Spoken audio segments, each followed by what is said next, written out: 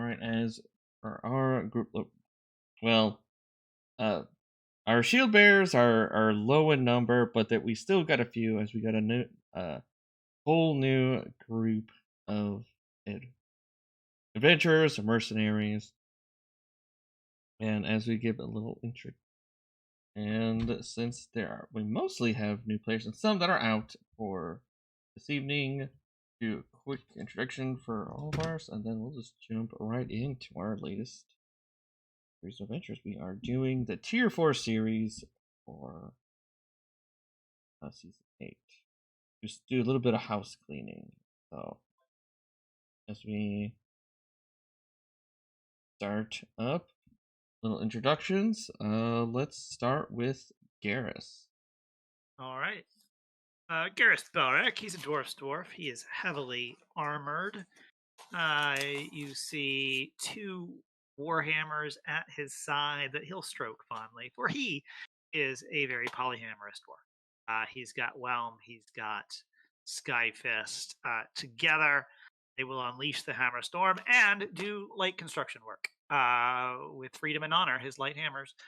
He also has axes if necessary. There is liberty and justice should we need to fight in an anti-magic field or deal with some werewolves. And of course, there's Skegux in case there's some giants around that need to be slashed.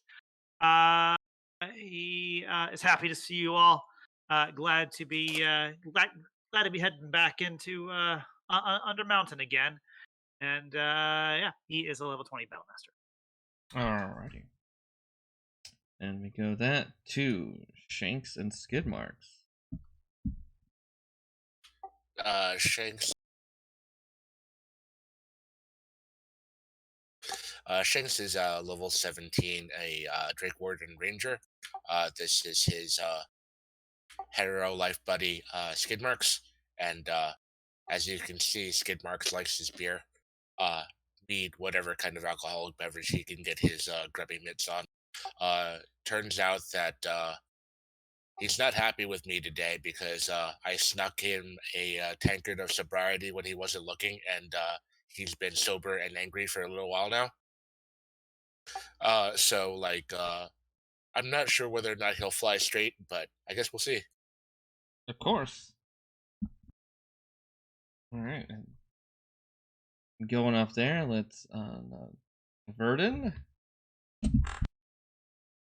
Verden Shadowsong is a Half-Drow, hails from Candlekeep, where he spent much of his youth, because that's where his mother lives. And he is a book lover, naturally, and he is a wizard, 17, Battlesmith 3.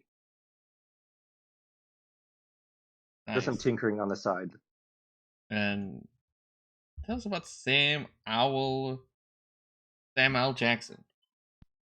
Samuel Jackson is a familiar. He's a very standard familiar. Not much special about him.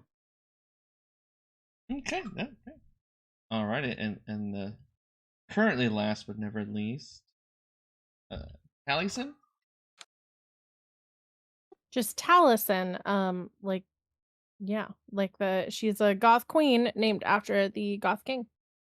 Taliesin is a drow, and she is a mercenary for Bregen, who she is a very devoted paladin to.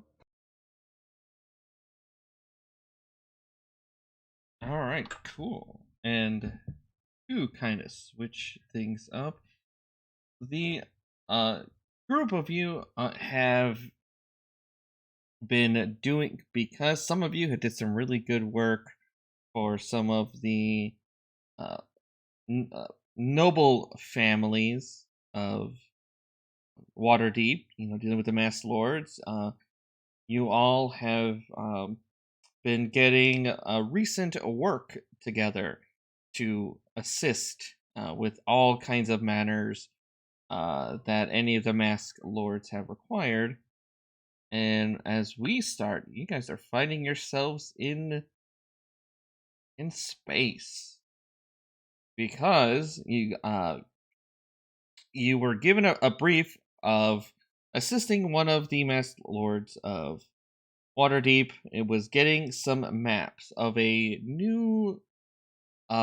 unexplored area in the Undermountain, and unfortunately, as you're about to get some maps for unexplored area, they were absconded by a Githyanki raiding party. So, as we kind of bring it together, you guys have successfully rescued your map makers that has a special map. But you know what? It's never easy because all those darn Gith Yankee are in pursuit of you all as you're trying to head back to Waterdeep. So as we start here, and you will find yourselves as you're trying to head down Editorial, a raiding, a leftover obscure party of Githyanki on their dragon mounts are in hot pursuit of all of you. And I will say, as we roll initiative, you will have a round of preparations if there was something you wanted to do and have ready, because you guys had about 6 seconds to prepare as they just flew in ready to kill you all, and hopefully they'll snatch back the halflings that they wanted and get those maps for themselves. So Garrus, we just animate his shield and get the dwarves ready for fighting. All right, let's do that. You make Skidmarkz big. I think that might be an old token. Yeah, it is. I just grabbed brought in earlier, so move it back. I think after this, I'll just kind of copy and paste all of you into. Shouldn't be too big of a deal. So, but start doing some initiative. Now, of course, like anything, when I was looking, I was like, you know what? With everyone, like with your other companion here, we can crank it up a notch. It'll be fine. So, like anything. Rob did say he was coming, I thought. Yeah.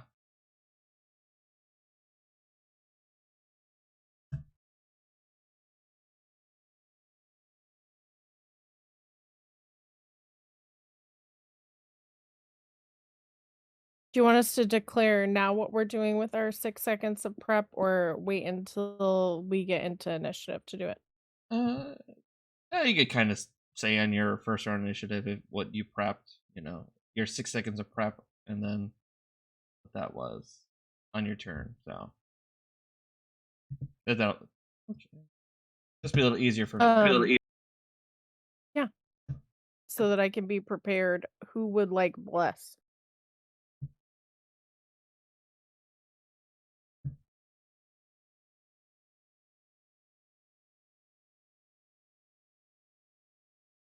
I'll take it if you're giving it out. It looks like Shankz and Garrus are getting it. Unless, speak now, forever hold your peace. I'll be fine. Okay. I'm gonna be preparing a potion of heroism anyway. Gotcha.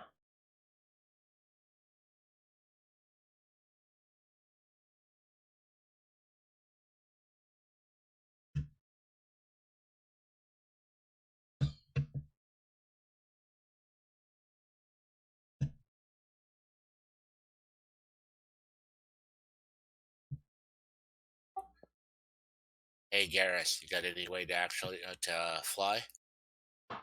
Of course not. Who needs to fly? Well, we might be fighting dragons and whatnot. Here, Shankz is gonna pull out a flying carpet and toss it at you, and it's conveniently got the command word sewn into the bottom of it for you. All right. Well, thank you.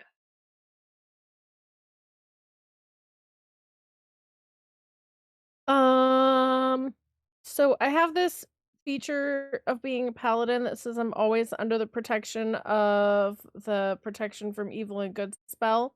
Mm-hmm. But like when you cast that spell, you have to designate a creature type, or is it all the creature types?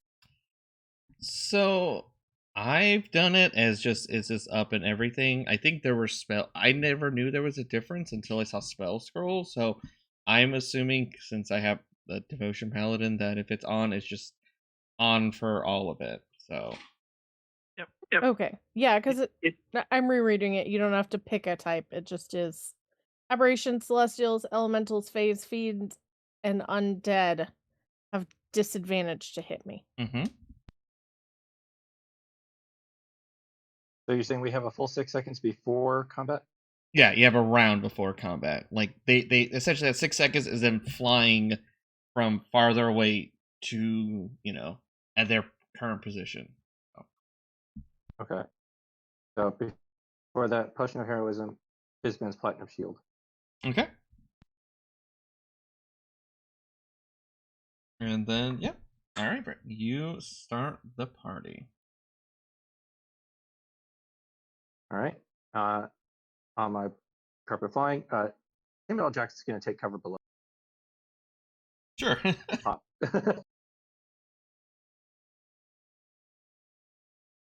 Fly over to there, and I'm going to start attacking this dragon. Blade Song, Okay. and then start off with a Booming Blade. Okay. 19 to hit. Right on the money. Cool. 30 damage and 23 if they move. Second attack. Crit Okay. for another 22. And that is Verden's turn. Okay. While Bladesinger, my AC is 27. 27. Okay. Well. But I also have half cover. Alrighty. Well, since you're right there. Okay. It'll legendarily react before Taliesin, which is going to be beat its wings.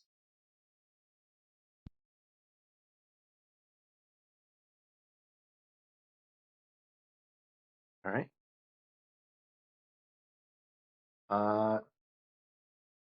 That is a 17 because of half cover. Okay. I knocked prone on my carpet. Yeah. Rodage on your carpet, and then it takes that 23 for the boom damage because it's going to move in. Because. All right. Rider, and then fly in the clear. But yeah. Oh, it doesn't say it doesn't provoke, so I guess you can get a swing in. Okay, I'll take a swing with disadvantage because I'm prone.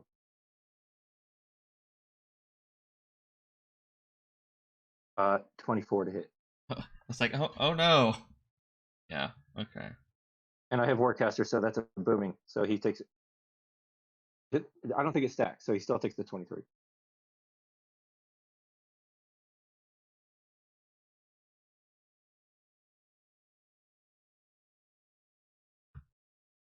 Okay. Ow. Okay. Taliesin. On the dragons again. Okay. 20 damage. Alrighty. He still takes the additional 21 too. Okay, additional 21. Okay. Yeah, it's a opportunity to attack them. Like, Okay.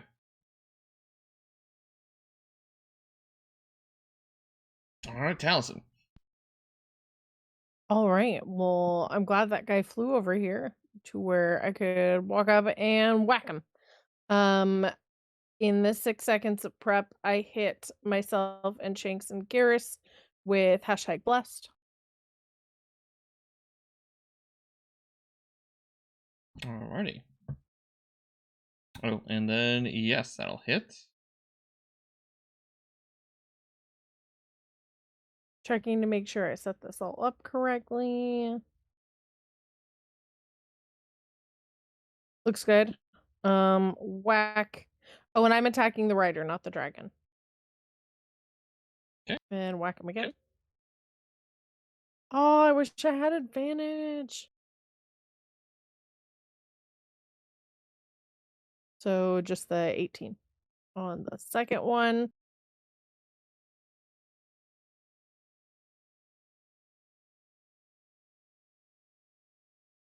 And that's it for me.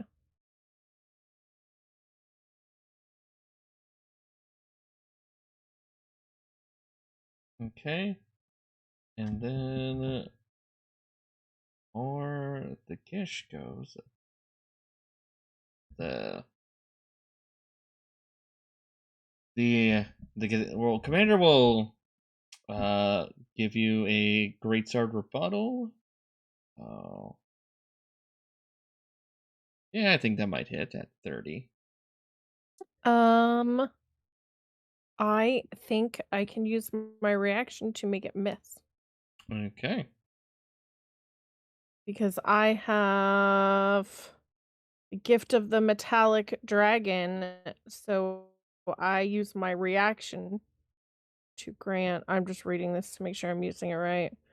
When you or another creature I can see within 5 feet, I use my reaction to grant a +7 bonus to my AC, which, if I can use math correctly, means my AC is 31. Just for that yeah. attack, though.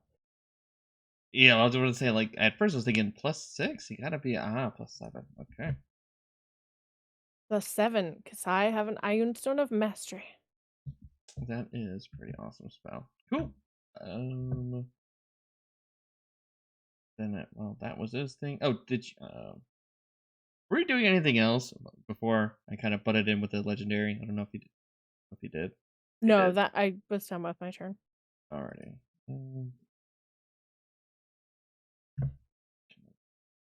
Alright, kind of taking them as mobile mounts. Oh.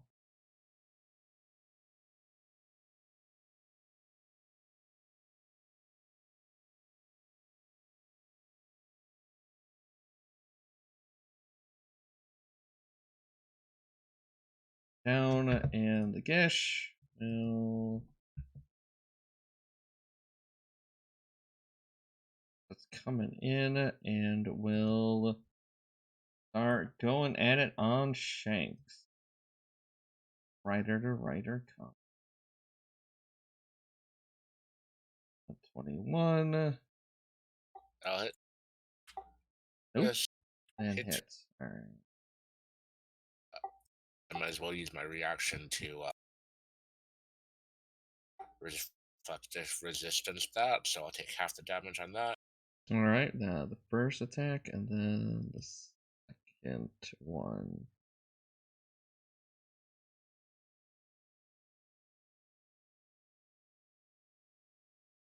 And then it will say something in the Gith language, and then bam. Here, and looks like stuff. And after that, all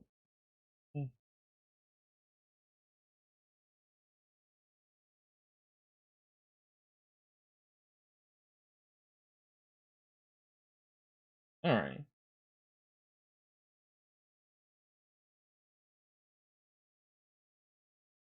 The dragon's got like 80. Okay. They're gonna fly down, and Garrus. This guy is gonna have some words with you, and by words, greatsword words. So. All right. 1, 2, and 3. Those will each miss. I will repost.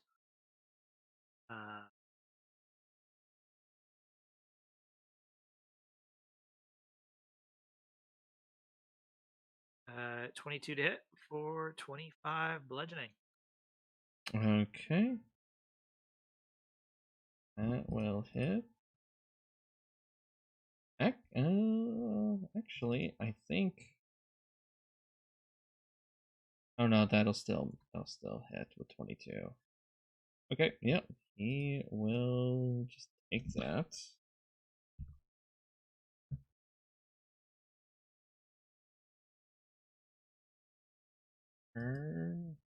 Commander's right there. Oh look.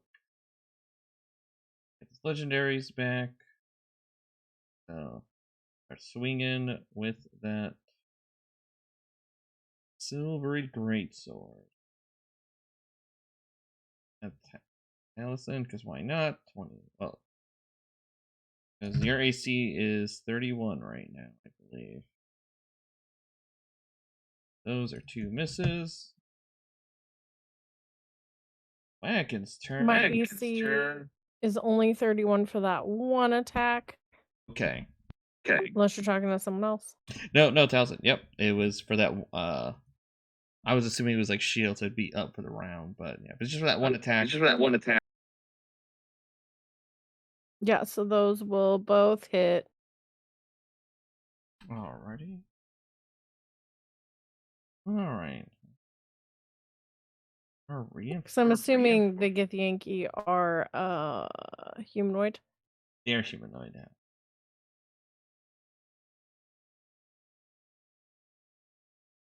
Not dealing with undead yet. Just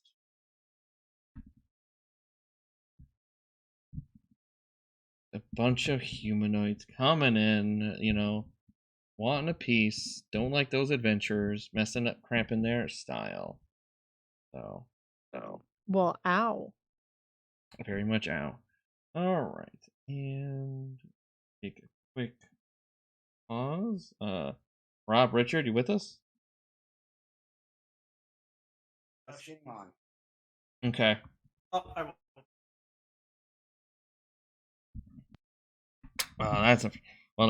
We are kind of starting that. We're in the middle of our first round of combat. As ready, the first breath of fire. So Dragon's gonna do his big old cone. So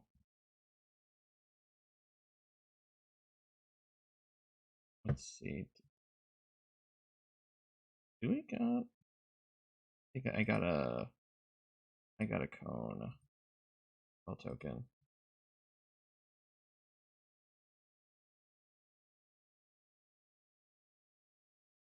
I'll do like a cone of cold, but fire.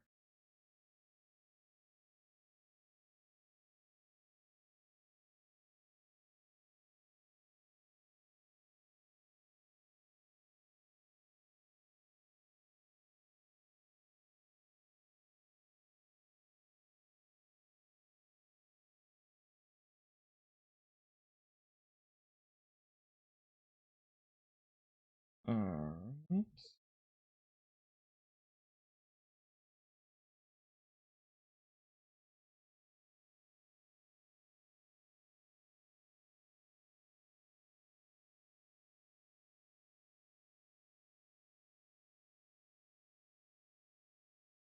Alright.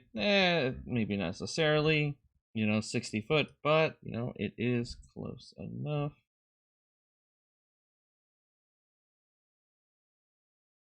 Be in a little trouble, but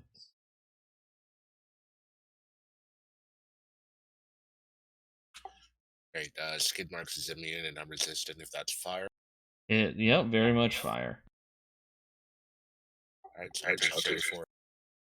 And you guys add +5 because you're both in my aura.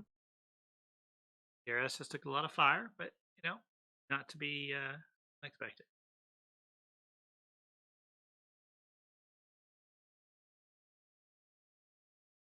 Isaac, not into the fire. But okay. The Githyanki do not get +5 from my aura. By the way. Are you sure? I mean, yeah, we're not friends.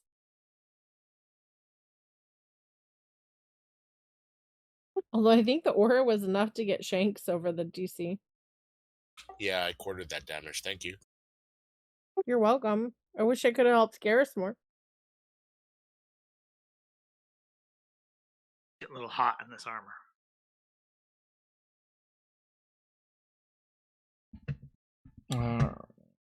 And got dragon. The other two are fine.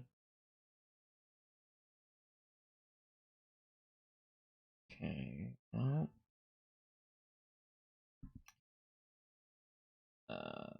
Ish is actually just over here. And then try to get gang up on poor old Verden, just sitting there prone on that carpet.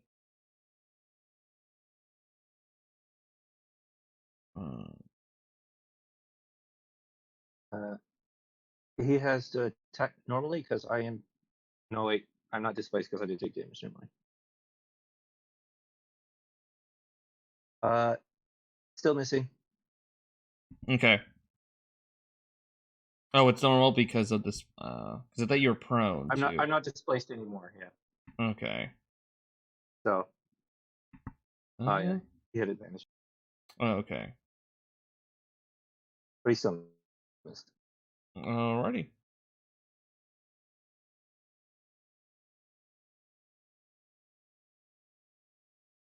Alright, then after that.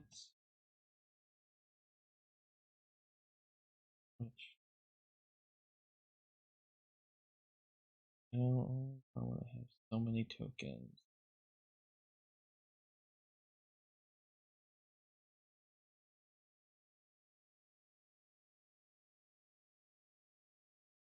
There we go. It's highlighted on the right. One, and that young dragon will breathe on you. Well, sort of when he breathes, kind of breathe on you, and a 30-foot cone.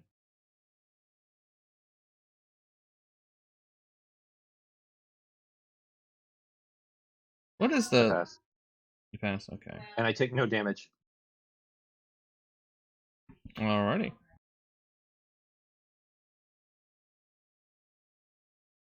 That's just getting Verden. And then with that we go to Shankz. Alright, Shankz is gonna hop off Skidmarkz there and bonus action do another Guardian of Nature because they lost concentration. What's actually been like hit so far? I know the big dragon has. What's been hit? Dragon, the commander, the other one that's down here. I think that's it. Everyone else hasn't been hit yet. Oh, this guy next to Garrus has been hit. That burn. Alright, which looks alright, I'm gonna try to get that guy down there. Sharpshooter, sharpo. Yep. For that, plus a favored, plus a fury, plus an infused. Oh, I gotta fix that. Okay. 23, 24, 29. Looks like 40 damage. Alrighty. 6 of which was fire. Takes all of it. Figured guess would be resistant. Alright, if he's still up, I'll take a second shot. Yes. For 22. And how do you bring this one down? Coming in. Just 2 shots to the chest. Alright. And Skidmarkz will just dodge in the turn. Alrighty.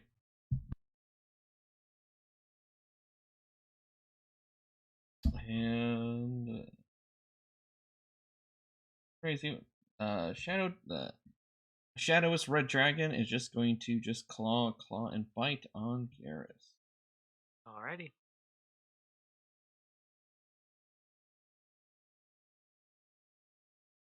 I think the one claw gets you. Second claw definitely hits, yeah. It didn't load, but yeah, only one of them. But just a 13 is.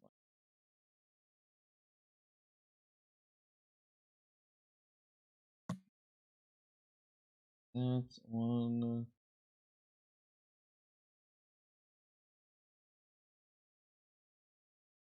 Oh. Is gonna breach straight through.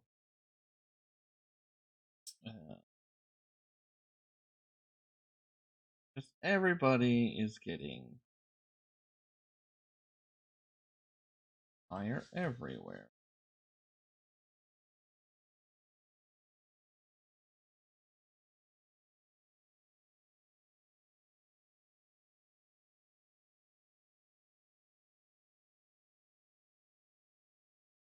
Oh. Half that size because it's Oh, it's half the size? Okay.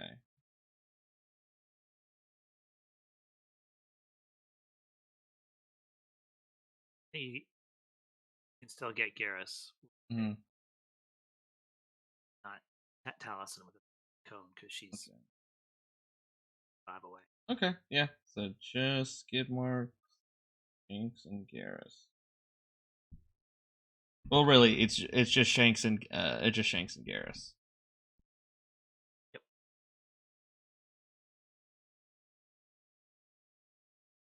Success.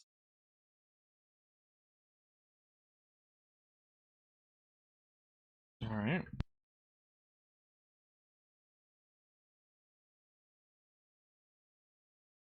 And now Garrus. All right, Garrus looks down to the south. Well, yeah, to get below deck, see if you can wake up Brunilda and Mr. Nimbus. I don't know why they're sleeping down there. And I will turn back. The big dragon has been hit, right, by Verden on the first turn. Oh, yeah. I am going to unleash the hammers at Big Dragon. With 27 to hit for 18 points of damage. I'll make it a distracting strike. So the next attack against it by someone other than me has advantage, and it takes 2 more for a total of 20. And then I will hammer. 16, a miss. 27 to hit for 22 points of damage. I will action surge. 28 to hit for 23, and I will try to make it afraid, even though it won't be afraid. So that's 25 points of damage. It needs to make a wisdom save first. Alrighty, and wisdom save. There you go. Second attack for another 21 more. Third attack, 21 to hit. 21 to hit. Okay. And I believe after that, how does this dragon go down? It goes down with a thud as Whelm crunches into its forehead.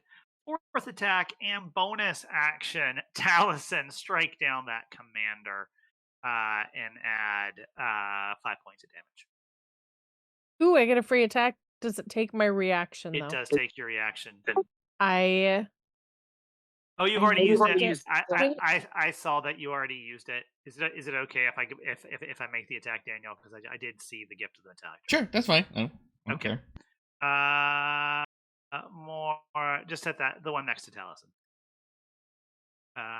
And for 21 more, and then bonus action, we'll throw Sky Fist for 18, and that is the end of it. All right. Now, before we start the next Do you get to add round, additional to your damage? What's that? Do you get to add that 5 to your damage? No, that's only if you were doing it. Oh, darn. Okay. All right. And then for Mr. Nimbus, I'm just making sure. The owl's like, "Hey, wake up!" Yeah. Going to roll in. Yeah. Roll in. You're just coming. Where do I show up? Well, just the stairs. If you see my From the pings. lollygagger stairway, Mr. Nimbus. Yes. Lollygagger stairway. And Richard, were you jumping in? Yeah. Okay. Oh, yes, I will go in another 45 minutes. Well, I don't know. I mean, 6 seconds, and I already There's lost. a lot of things that are dead. Yeah, there are a few things that are gone right now. So. Well, where's my token so I can roll? Okay. I have to make a new one because I forgot you're using Beyond 20.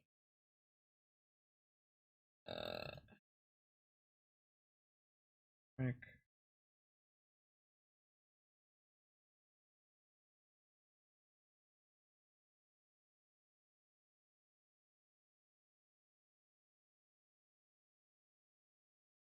Apologies. Delay. Alright, I think I.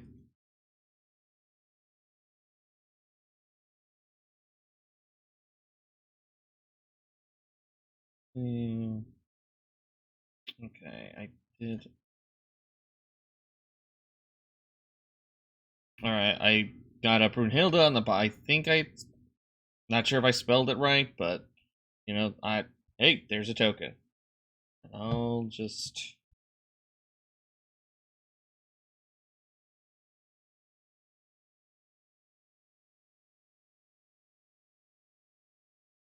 And then I'll see if you can roll from that. Yes.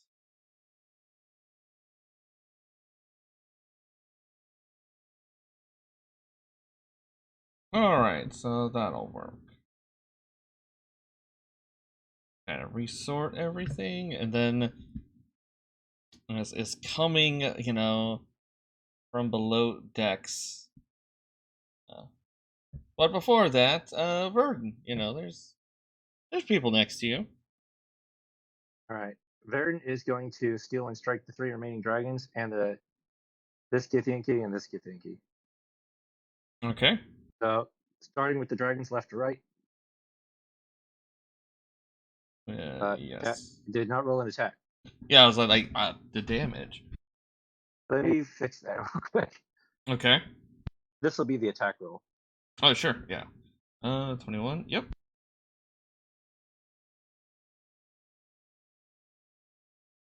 All right. So that dragon takes 28. Second dragon takes 34. Dragon next takes another 28. Then the Githyanki on the left takes 21. And the Githyanki on the right. Hold on.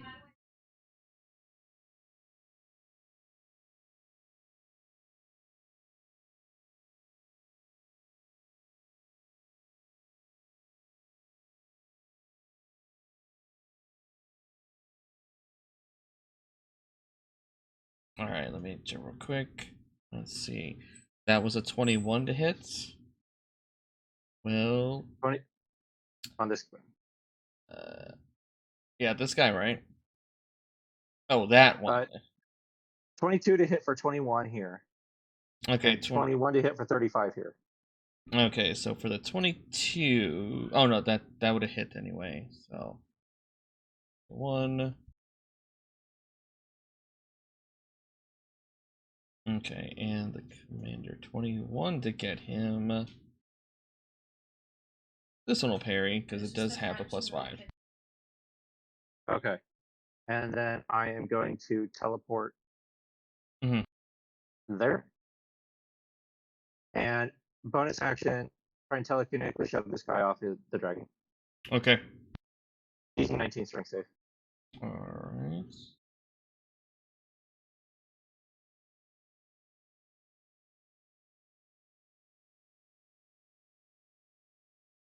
Alright, well, that's not fun.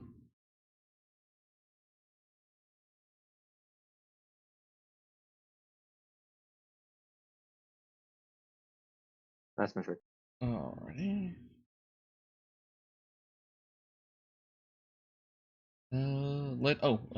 Legendary Taliesin, free go. Is Verden still prone? No. Okay. But I stand up. Okay. We'll react with Silver. You know what? We'll try to get Taliesin. 28. Yep.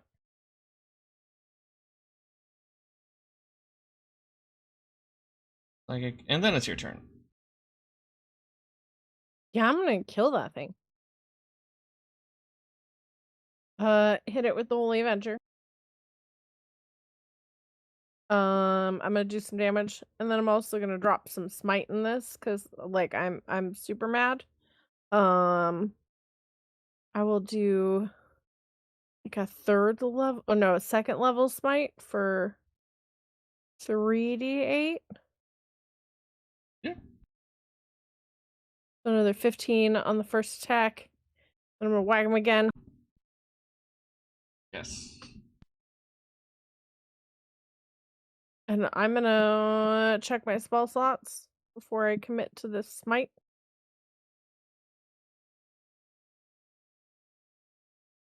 I'll put a first level. No, I'm gonna put a third level smite on there. This thing has hit me really hard a bunch of times, so it's making me mad. Alrighty.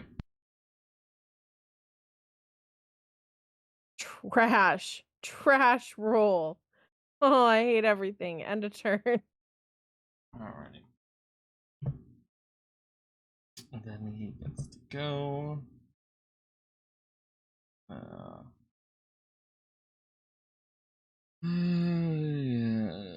Yep. You know what? Just continue, Taliesin. Just get the ire. All right. 25 and 31.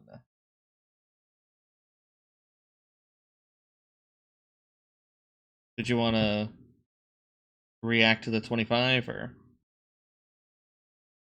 for Taliesin?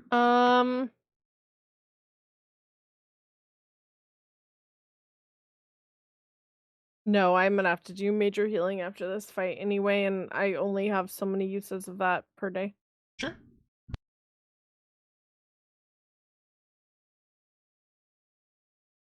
Ooh, okay, well.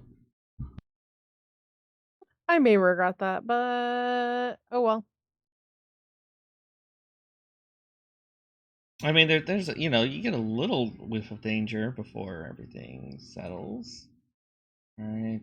Sure. I have 30 hit points left out of 204. Okay, all right. Respectable. Right, wreck are just nobody's charmed. Frightened on his end. Yep, just gonna do some great sword attacks on Garrus. And I think all of those miss. So whiff. That all misses, and I will riposte at him again.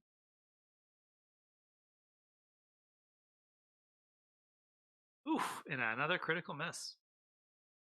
Well, it happens. Okay, and it gets turned falling. I know they can do some stuff.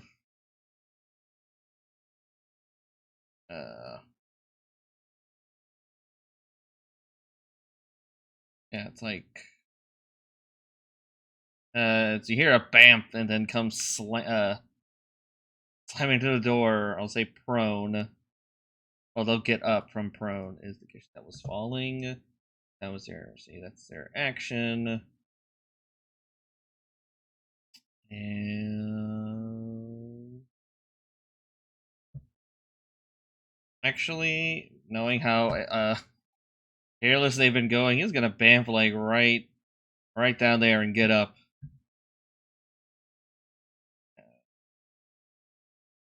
dragon, can now do his own thing. And the dragon breathe fire again. I think so. No, can't, thankfully. So we'll just lie down. And, just gonna... Youngbird's gonna focus ire on Verden, so some claw, and a bite. Don't think I'm even. Nope. Alright. Brunilda, you're coming up. Space pipe, space gets again, messing with you guys. So it looks like there's a couple of dragons. Yep. Yep. Alright, well, we'll go mess with the dragon.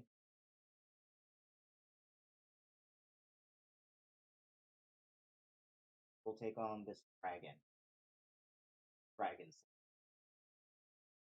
Alrighty.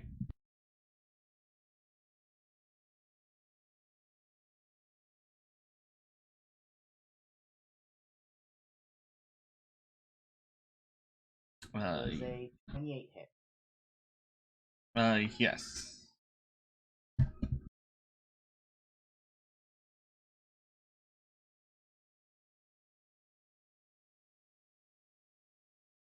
Rolling. Hold it.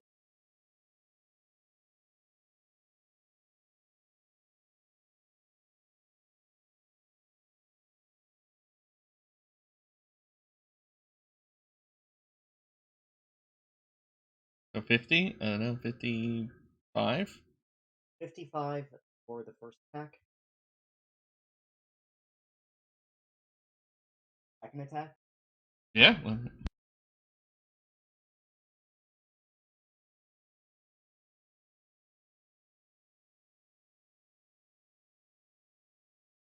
Does a 14 hit? No.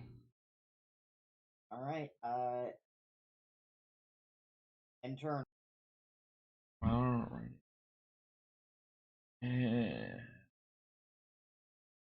Shankz.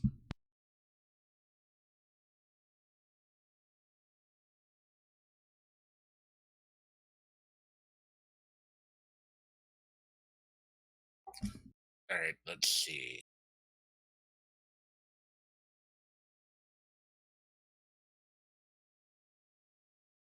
Yeah, I guess we'll focus on this dragon over here. So I'll take 2 shots at it.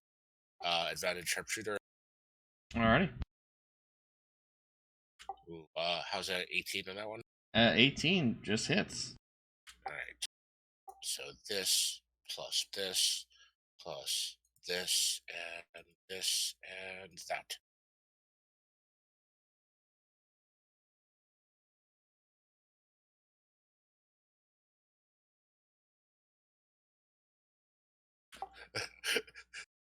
Why not?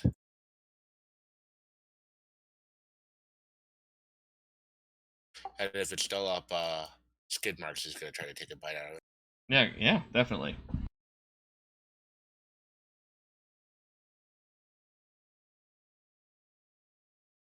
Take some more fire. Oh no, ouch, ouch, oh, don't hit me with that fire. That's it for us. Alrighty. And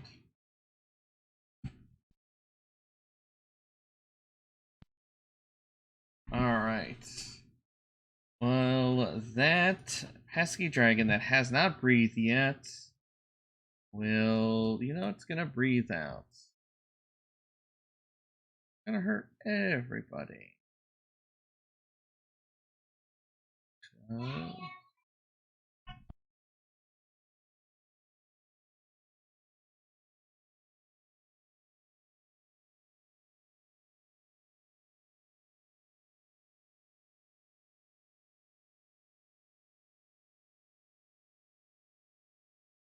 Yep, it's just gonna kind of breathe that outward.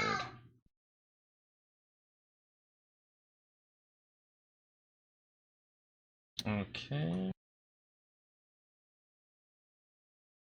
So, nope, not that one. That one.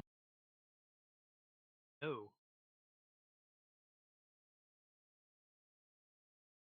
I did not see who that cone was hitting. Sorry, yeah, it just hitting just everyone. Garrus, Verden, the dragon, Commander, Taliesin just it Taliesin. killed Taliesin. Oh no! Oh yeah. Well, Unless I can think of a way to do something. Good to know. Exactly. Regretting not shielding that one hit last round. no, it's fine. I'll change it. I will change it up since I figured I forgot about that rider of then you're dead. So If they can get, instead of 3 people and a bunch of their buddies, they can get like 4 of us and one of its buddies if he moves just below Garrett. yeah. Yeah, Actually, twist it like 30 degrees, come down like 10 feet. oh, you know what? It could crane his neck, and yeah, it's a 30-foot cone. Bring it down 2 squares, Daniel. Actually, let me just give control because I'm like, or can you guys mess with it or no? No, Oh, it's almost there. like, So turn it about 10 degrees more clockwise.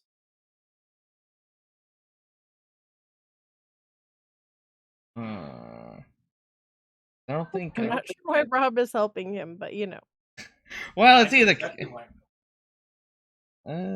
Let's see. Hold on. Like a 30-foot cone.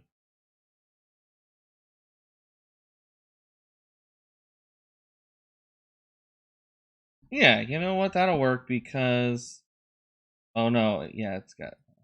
And If the dragon moves diagonal 10 feet to the southeast, it will face both Garrus and Shankz. okay. Well, thinking about it, there is that whole pesky someone with a dragon. Hearing the uncertain sounds of a dragon's blade. So, yeah, it's gonna do it like that. Barely miss Nimbus, and just try to get Skidmarkz and Brunilda. And then it's the other dragon.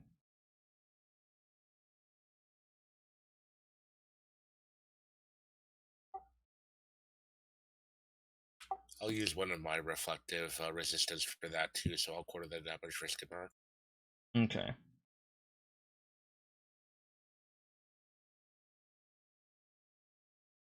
Alright, so yeah, just Skidmarkz. And I'll do that. Takes out the dragon. And yeah, Brunilda takes some necrotic.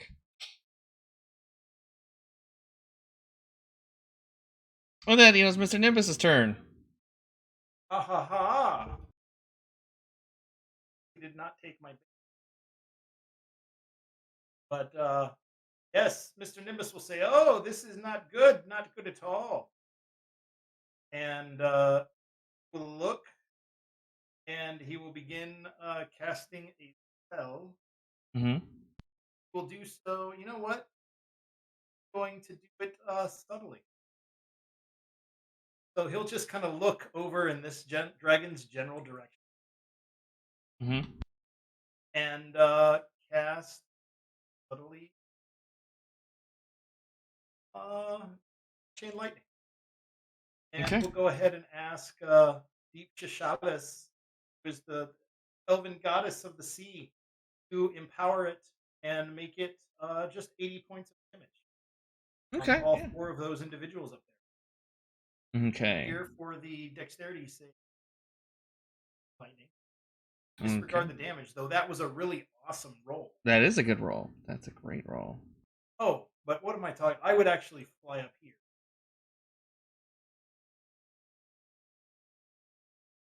When I did that. Yeah, that's what I would do. I would fly that 30 feet right there. So it'll be a DC 25 dexterity saving throw for all those affected individuals, 80 points of damage, so that they can do that for 40. Yeah, they Remember, can. I am irresistible. This is the like. Oh my gosh! Either I die or I have a little bit left for that one, so just a little bit left. And Mr. Red Dragon Boy, Shadow Dragon Boy, if that off with Garrus, they will take an additional 8 points of lightning damage. I numb the heart. Heck. Oh, can I try? I cannot get that no matter, even with that 20, so that's... So 88 points to him, 88 points to the Red Dragon, 88 points. No. Did Shadow Dragon say it? Have not done that yet. Oh, yeah, look, I could not get that, so 88. Alright. Yeah, well, one's near death, and the dragons are very upset with you. All right, I will use a bonus action and tempestuous magic to fly away without provoking. Sure. I'm going to go hang out by this one and just give him the Joey, what's up? Nice. And end my turn. What did I miss? No. This happened exactly how I predicted would happen. Just kind of come in and then, chain death. So, all right, Garrus. Garrus will cast a second Hammer Storm. Starting with that one. 23 points of damage, 17 points of damage. Another hammer, the 22 points of damage. And how does this one go? This one it's all wispy. The hammer just tears it apart as it comes back through. Fourth attack on our friend the Red Dragon. 25. And the best kind of kill is the Action Surge Overkill. Keep hitting them with, I'm going to miss again. Hit again for 16 more. Hit again for 20 more. Miss again. And then Skyfest hits for 20. And I'm just going to look at... Just barely. I'm going to look at... just got it. All right. Look it right in the face and just pound it into submission. I will use my movement to go there. And I will wave my hammer threateningly at that Geth and see what it wants to do. That's the end of my turn. Okay. That's a solid turn. Verden. Alright, Verden's going to boom and blade the commander. Okay. And how did they go?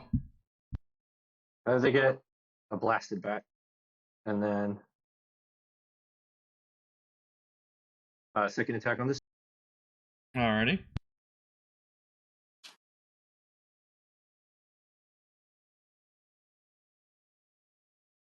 All right. Yep. Anything else? Nope. Oh, all right. Taliesin. Allison. Do I have enough movement to get down there? Exactly enough movement to get down there. I could heal, or I could whack this thing. I choose door number 2.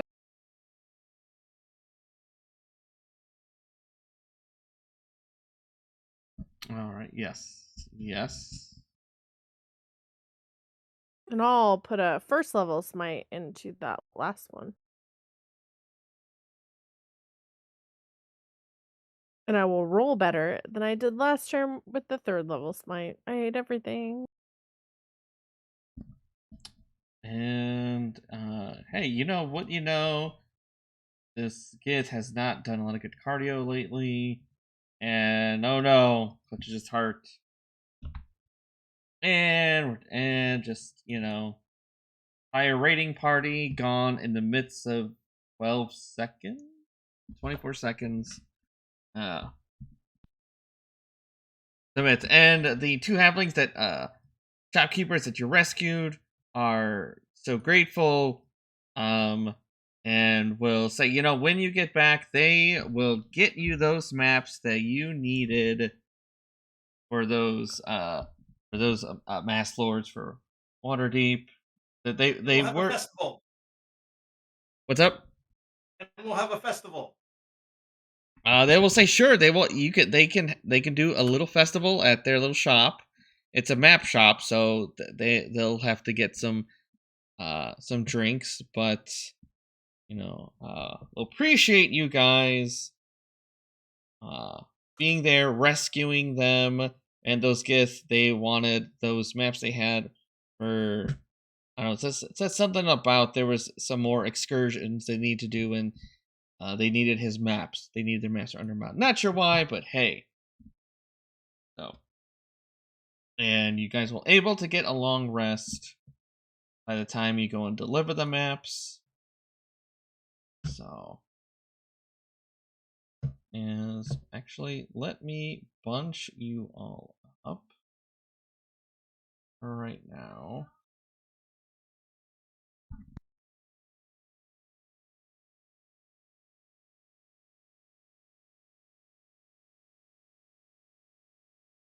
And as I'll put you in different areas just for the moment, just easier. Parts.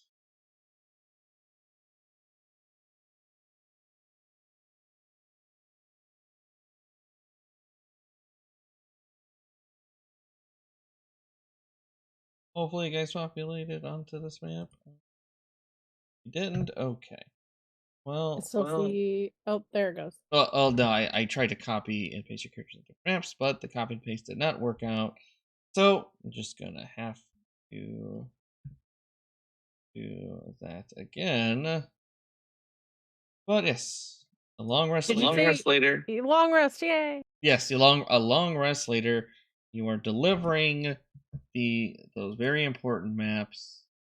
There we go. It actually finally worked on the other maps I wanted to copy and paste you guys to. So as I quick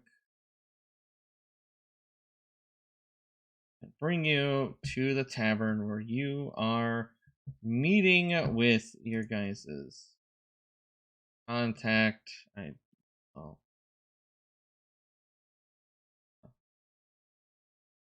Take that wrong. There's a lot of people from Barovia here. Yeah, just no reason. Just hang in from Barovia. You guys are in the chat, in a corner. I will cast Death Ward on myself before we walk into this bar. For no reason, Daniel. Why would you do that? Yeah, everything is going to be just fine. Everything's normal. Skidmarkz is on the top, trying to drink from the kegs over here in the end, as you guys have your meeting. Actually, I'll be just a second. I need to do something with my phone. So be right back. Yeah. See, and I love now it shows me that my bar has 30 out of 204, even though I have 204 hit points.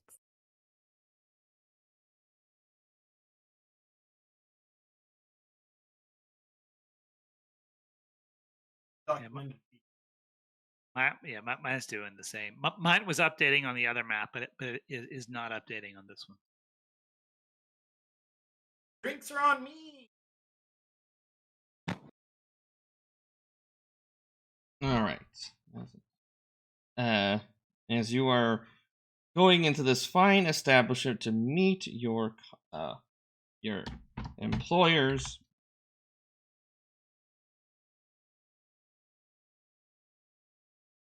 and I would say you guys go ahead and give me a perception check while you guys are sitting down. for no reason whatsoever. Worried about people taking. Yes. I didn't mean I was paying for them. I meant body.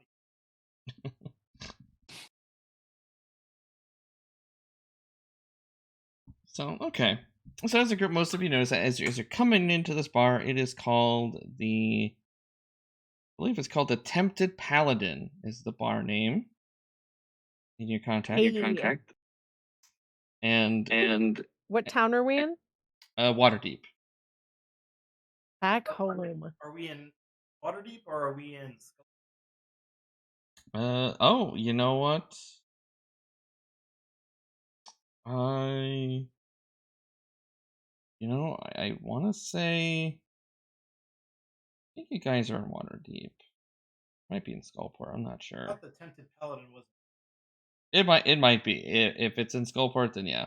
It's very vague. It's like you're in there. Which, I mean, in the end, not that huge of a deal, but yes, in Skullport, the Tempted Paladin is busy, but as you guys have kind of looking around, sitting down, getting drinks, the music is a little more solemn and haunting, and you can just really barely hear some hushed whispers, but you guys don't smell the usual stuff like cooking. You don't notice any pipe smoke. Don't smell any ale. So it's a little odd, but I'm sure it should be fine.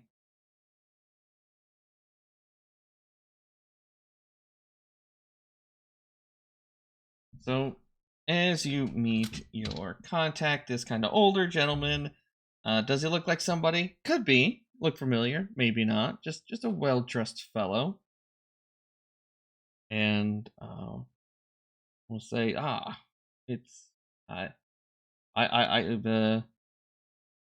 come to hear good news that you have retrieved the maps from our from the contact. I understand you all had to take a extended trip to get it back, but this is why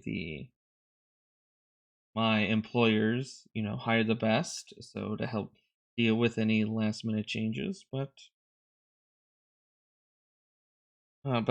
while you guys are here, this is the let me tell you about the second part of your employment. I represented parties would like a new base of operations, and that map is actually should lead you to the proposed area. It is in Undermountain. I'm told that some of you have experience the Undermountain. Is that information still correct? Yeah, me and Skidmarkz have been down there a couple times. And I will show you the map you got from Halflings, Oleander, and Bill. It's not a very good map. Nope, but it's probably accurate.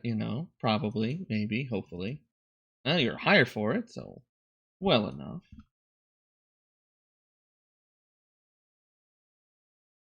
So we'll say yes. This and again, the agreed upon reward is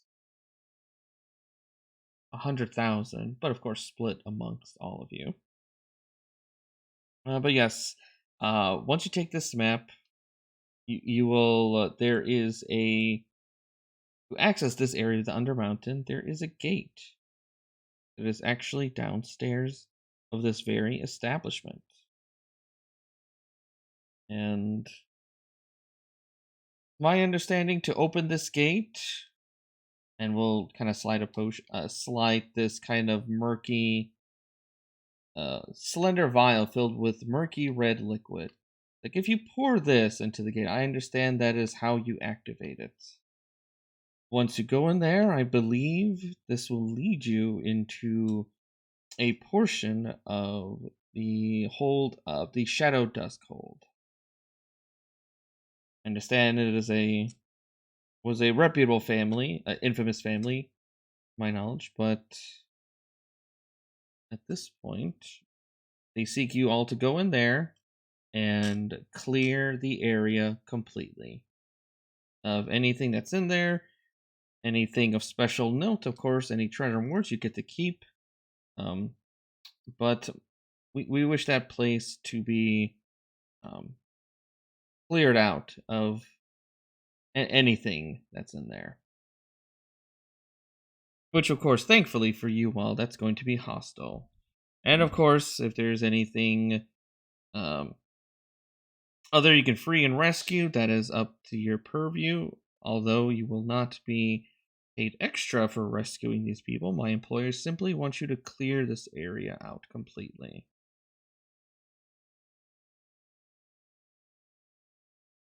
Now, do you have any questions? Who are we working for? Oh, I represent some of the masked lord's interest here, and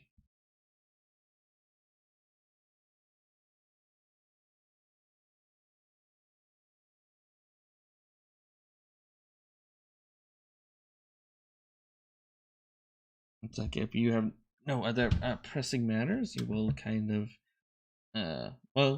get up, but allow you guys if you're eating, finishing food, finishing drinks, and we'll essentially go down and lead you to the basement. Oh, that. And when you are all led to this little basement, it's thing. Of course, the thing you immediately notice is a large portal, very dusty and moldy here.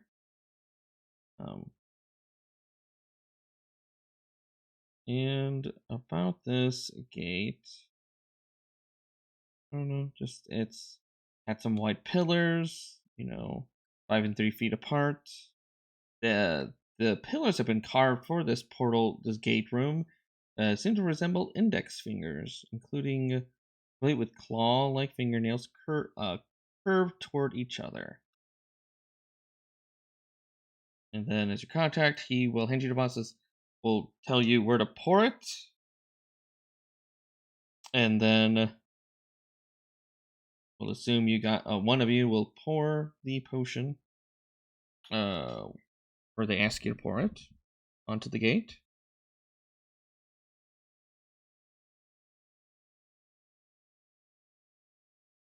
Yeah, sure. Sweet. All right, and then not only a few seconds later, a portal just lights up, and then we'll say, well, when you do come back, let the waitstaff know that you arrived, and I will come down shortly with your payment. And say good luck, and the well-dressed gentleman will go upstairs and leave. Well, that was an odd one. Yeah. And let's see.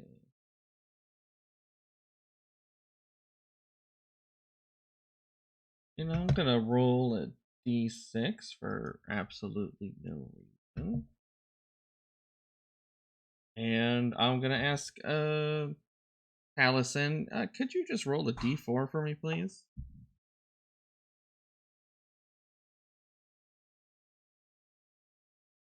Yep. Hang on.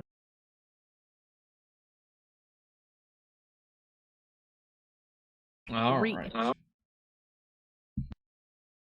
right. So, assuming as you guys go in through the portal, all right. Well, as you go through the portal, something is gonna happen. And okay. in honor of ants and everything, let me touch R1D9. I just see 9, 5. Okay.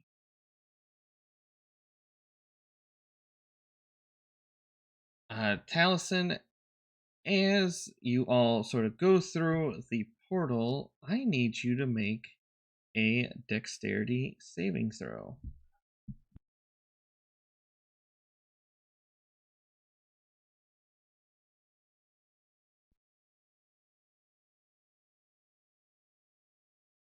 As I bring you to...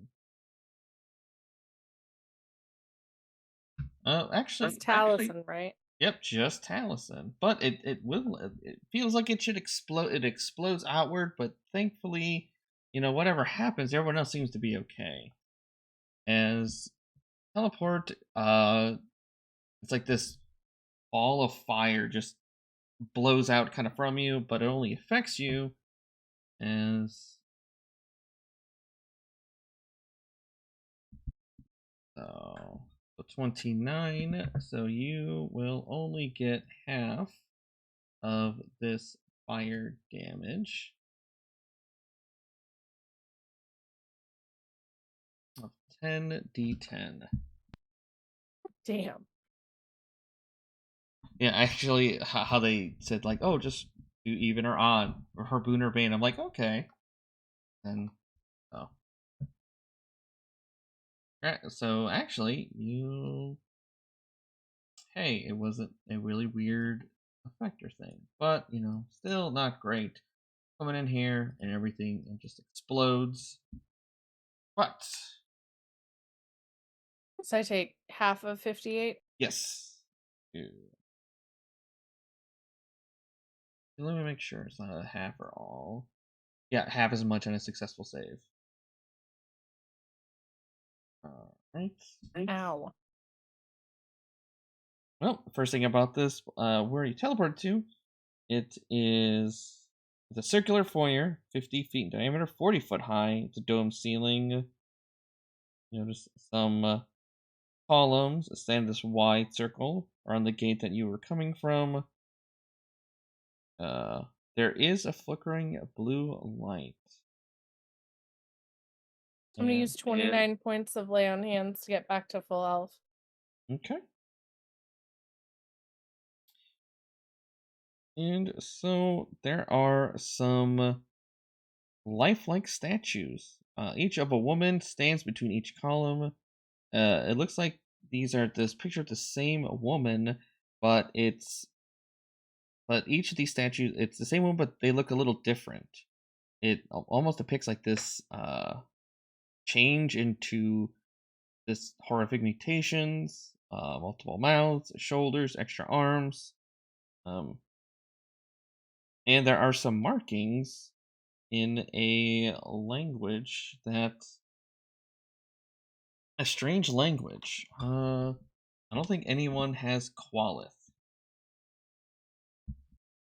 Nope, I can ritual cast comprehend languages if people don't want to sit and wait for a bit. Well, as you sit down and wait, I consent to this, I consent to waiting, I consent coming out and say, well, you know what, they don't consent to wait 10 minutes as these beholders are here. And these shadowy assassins, like individuals, if you want to roll for initiative, I mean, I will not stop you, but I think that's a good idea.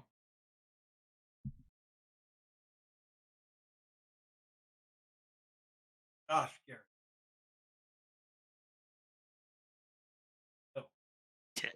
Last time. Yeah, kind of may as well flip a coin for initiative, though. That's It's right.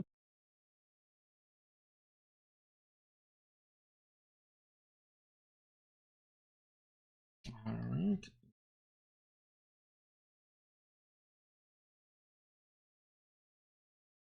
I know these holders are going to be so. They're challenging.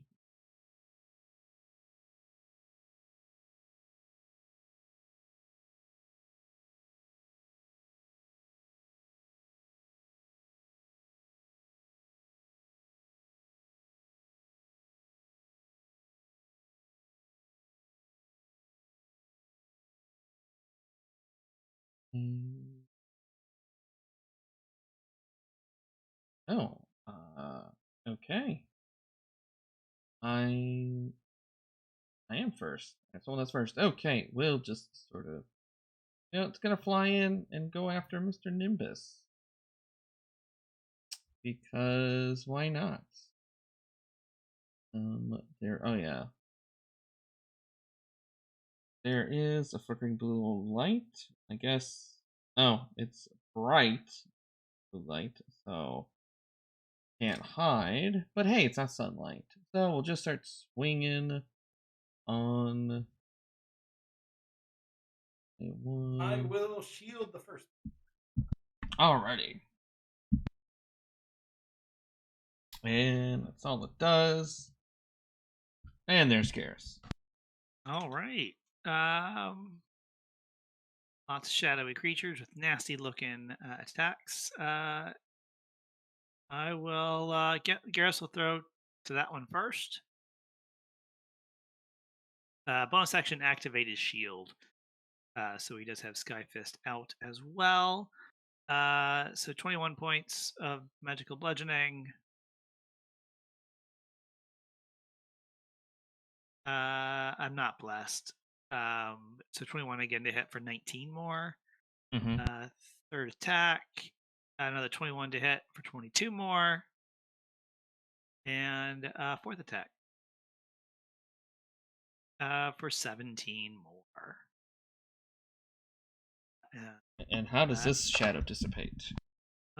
Wispy, just kind of evaporates in all the blur of Whelm. And I remind Whelm to let me know if she sees any secret doors, because she's supposed to tell me if they're within 30 feet. That is the end of my turn. Oh yeah, and hey, you are no longer open sky. It's nice. Shankz. Shankz will try to deal with some of those shadows too. Aim at that one first.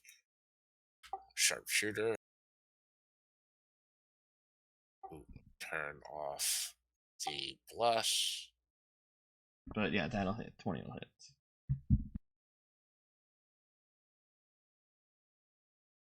And I'll add that and that. Second attack. All right.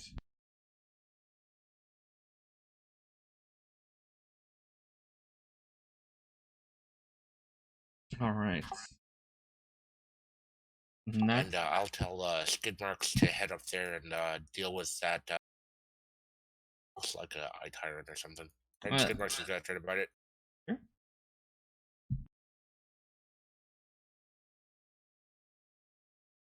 Hits. For 9 piercing and 7 fire. How's the fire on that one? Oh no, yeah, it goes through. Alright, cool. And that'll be our turn.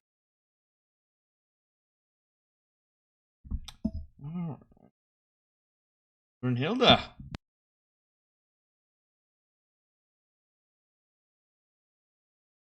I'm gonna go after one of these eye tyrants.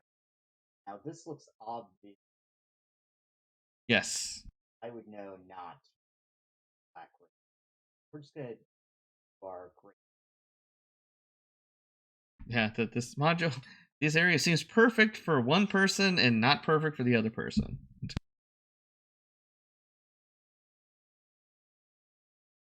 Yes. Actually does a 19. Yes.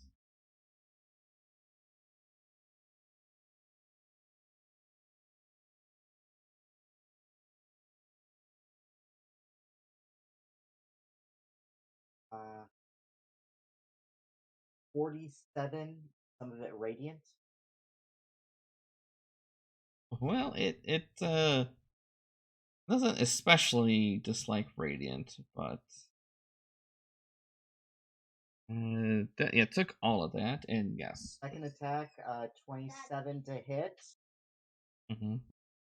for 32 damage. And Yep. how do you fall this zombie?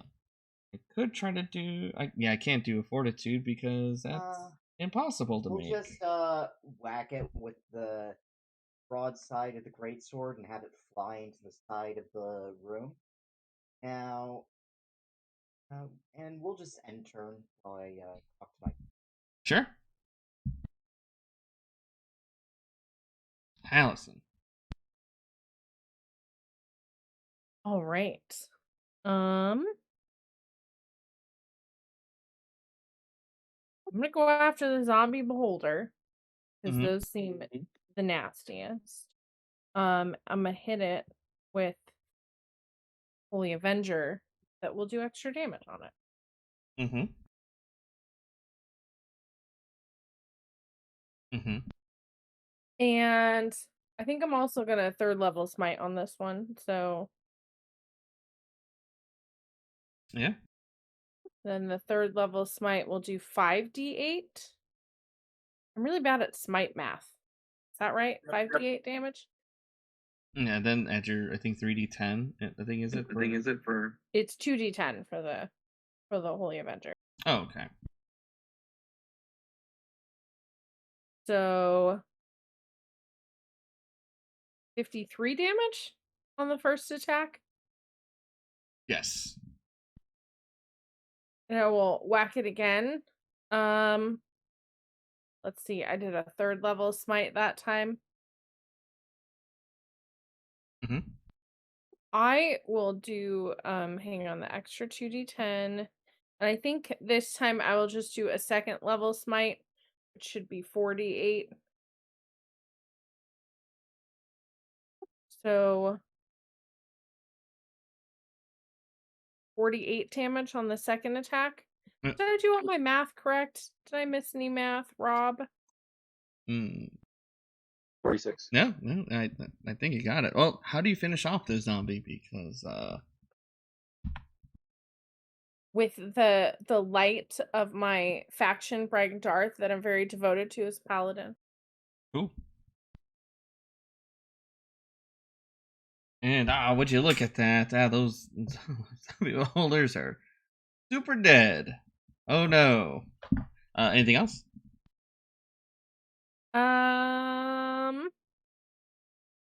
No.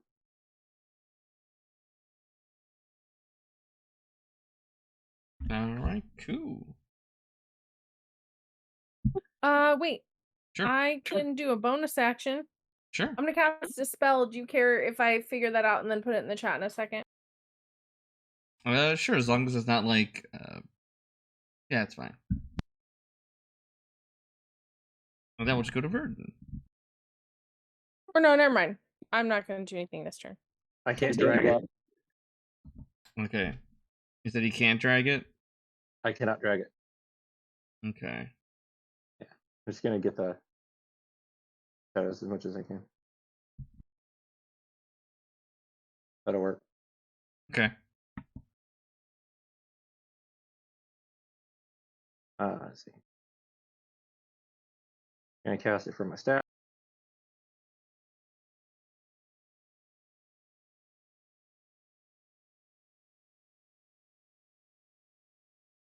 Okay. Same damage. All right.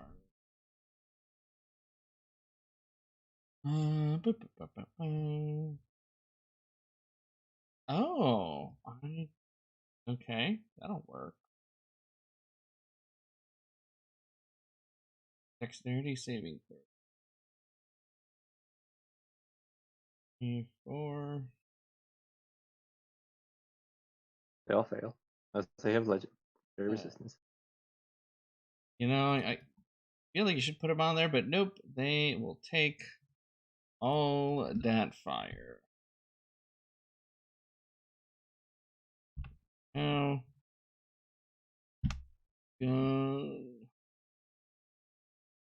Oh. Oh yeah, they don't take as much of that fire. Okay. Yeah. And then I will just move up there and enter.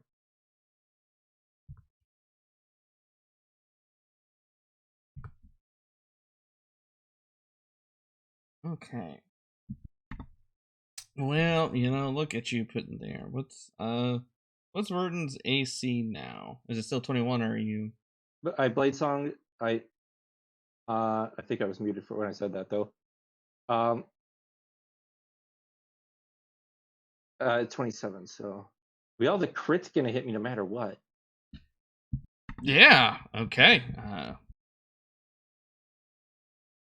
And 26. Yep. And a strength score is reduced by 2. Holy wow! Oh, and what was your AC? 26 or 27? 27. 27. Okay, so 1 hit. And that's what we're doing. Another one. Well, so it's nope. Nimbus.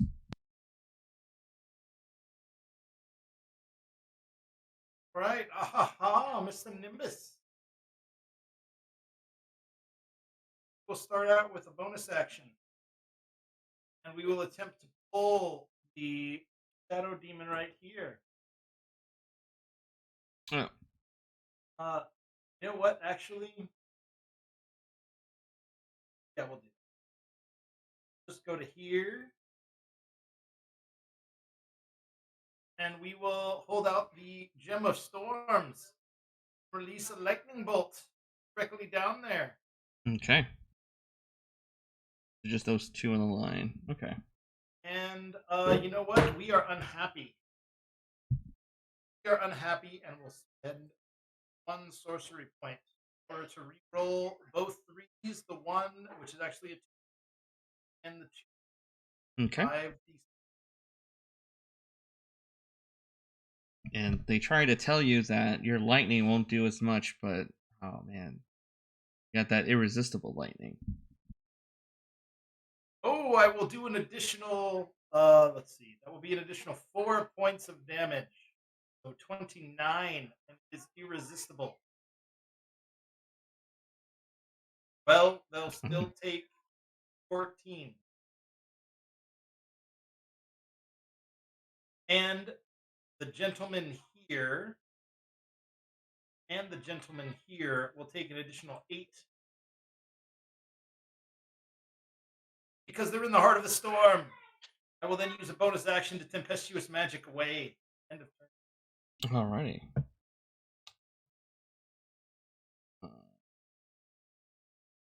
Well, right there, Garrus, you're right there. So we're just gonna. I am right there. Start.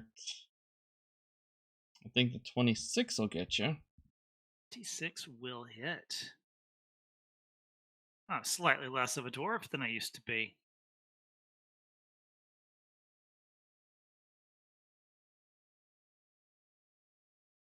And then after that's its turn. And it's your rebuttal. All right, it is my rebuttal, but I see some others are threatening my allies, so I will throw one to the south. Throw a hammer to the one south of Verden. Not quite as powerfully as I was before, because I'm all dwarf. None of that giant magic. Oh. That's another miss. I only miss. Bonus action. I will throw Sky Fist. Okay. A little bit of love. And I'm like, I'm hurting, but I'll move right into the middle of these. That'll be the end of my turn. All right, let me see. I think it might have taken notes.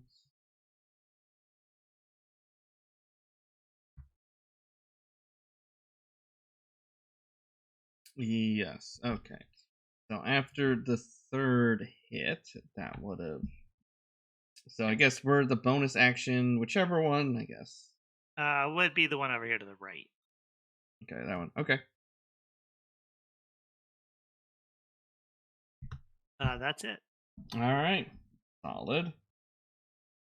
Shankz. All right, I'll try to get this one to. Actually, which one's hurt more, the left or the right? The right. Right. I will take 2 shots at the right one then. 16 Still hits. for a 21 plus this. Second shot. Yes. And another wispy one.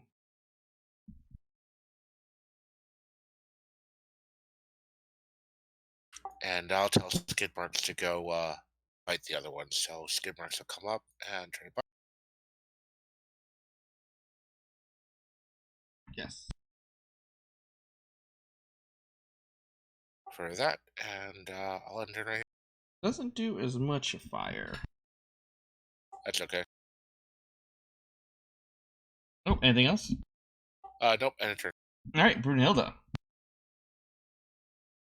Alright, looks like you left one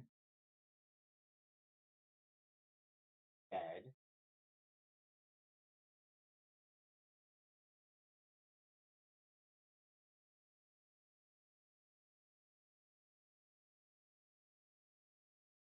Yes. 8 should hit.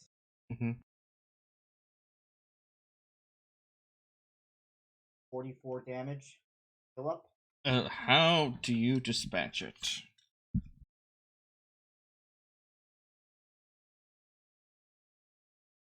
So it's a shadow that this was. Yes. Will swipe at it. All the wisp.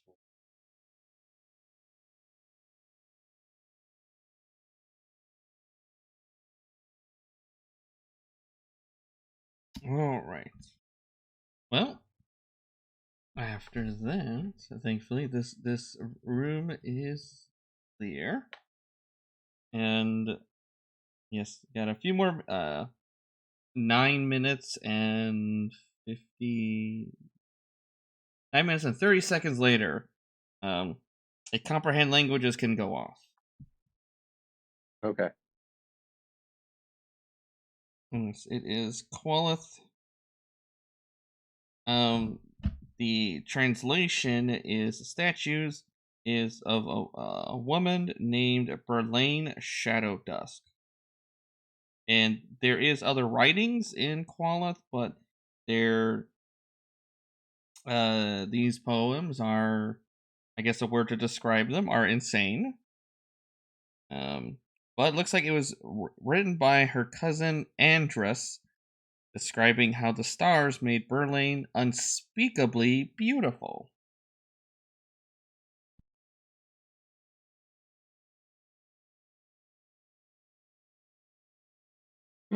And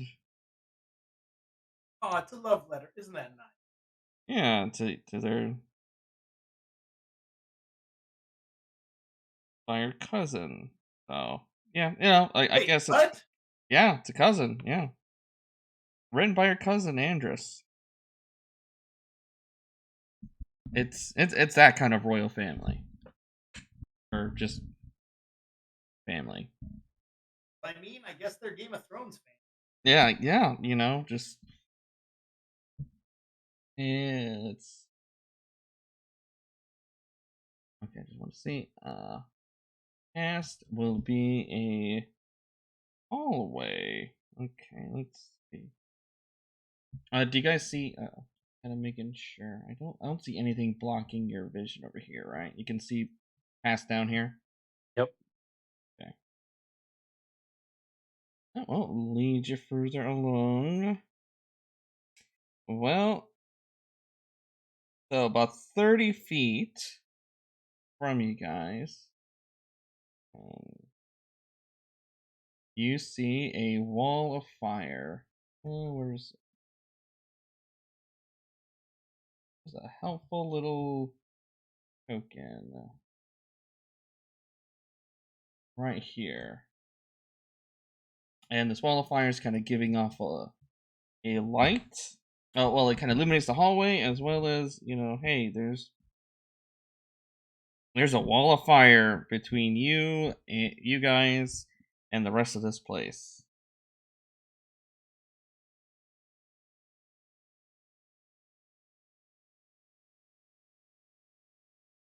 And It's behind this door. Behind that door.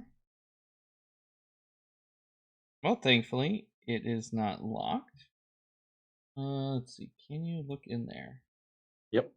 Okay.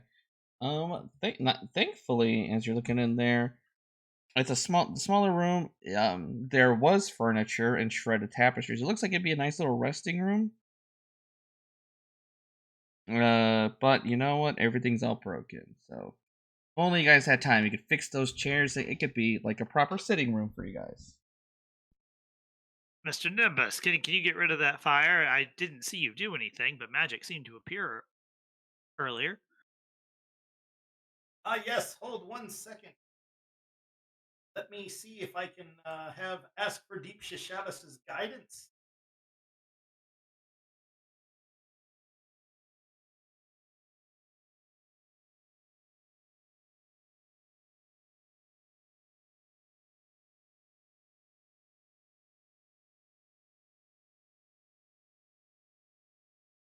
And Deep Shadows waits and will grant you that guidance. Of course she will. And all right, then we will go ahead and do a 3rd level dispel magic at it.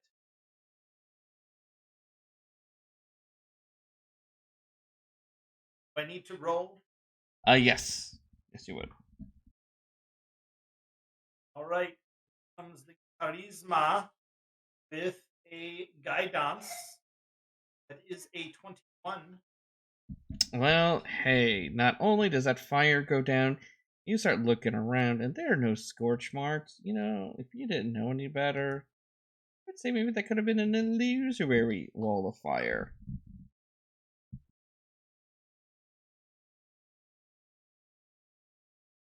Well, you live, you learn.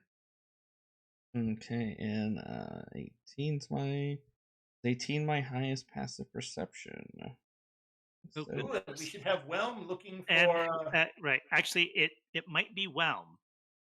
Let's pull up Whelm stats.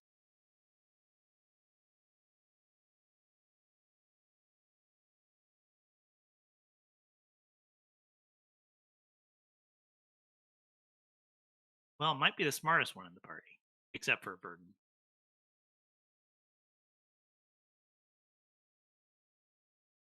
Nope, does have dark vision out to 120. His passive is lower than Garrus's, but can see the location of any secret or concealed doors within 30 feet. Alrighty, well, no concealed doors, but I would say with my passive perception, 18s and above, notice that past that little wall of fire is a plate. It looks like, it would almost blend in, but it's just the wrong kind of color. It is the width of the hallway. You think you guys can jump past it? Or you can try to mess with it. But by that plate, you will Verden notice can some only jump 6 statues. feet. Yeah. And there's some statues nearby that plate for no obvious reason whatsoever. But yeah, what do you guys do?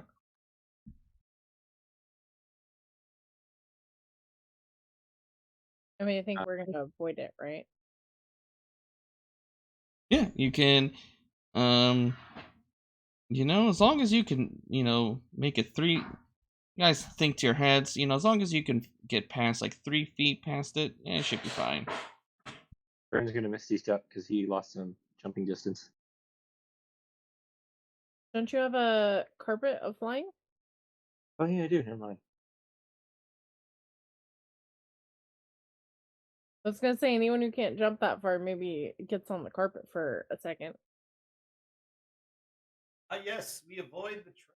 Very cunning. All right, as you all cunningly avoid the trap,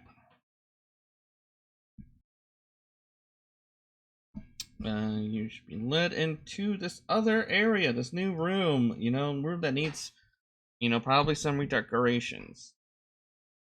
Going down at the very bottom. Yeah, I'll say that's sort of like right here. So in this room, it's a laboratory. 50 feet long, 30 feet wide. And it kind of a little fork in the road a little bit, but you can hear there are some screams and cries of a Duergar being dragged into the room, smelling some very not nice stuff. You also see a lot of long tables and components, gurneys, and as I bring exactly what's in this room, let's just say kicking and screaming, this thing that's dragging I'll just say there's a Duergar that's crying out for, help, a little emaciated, not having a great day, to be honest. But, it is not just the cadaver. There's someone overseeing everything. This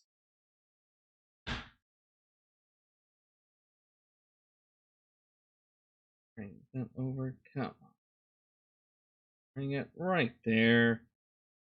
You see this creature made with a lot of worms, a lot of wormy worms, just overseeing everything. But man, you guys coming in the way. And they say, "Oh, fresh." This one calls out, "Ooh, fresh experiments." And they look to do hostile things. Richard, if you want to, I assume you're going to move your character kind of right here.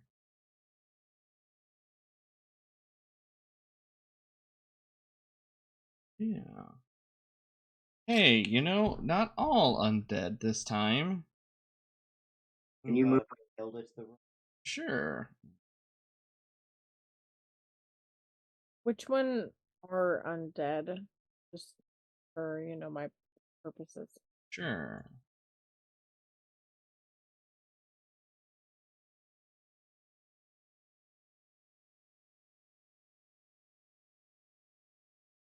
I believe the golems are just constructs.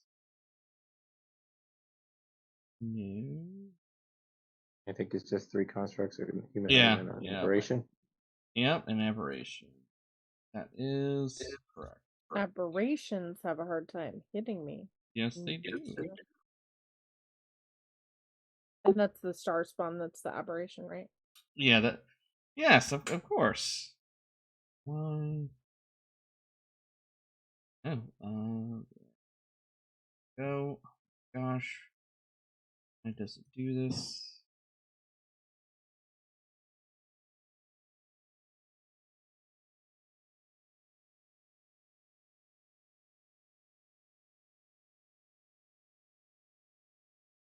Oops.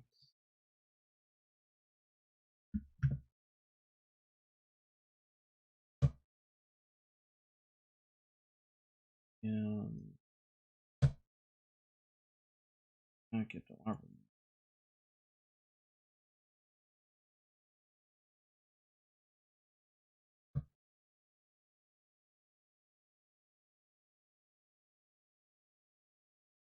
Allison. I'm gonna head to my house, south and hit this aberration. Alrighty.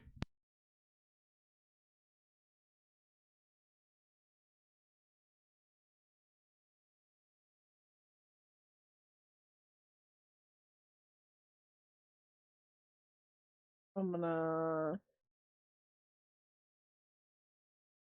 The Smite and the Holy Avenger, I don't think do anything special with aberrations, right? No. I'm gonna 3rd level Divine Smite on this.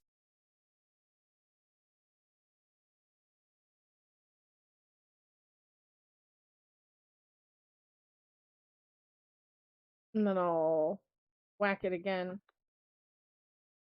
Alright, let me do the first one. So 47.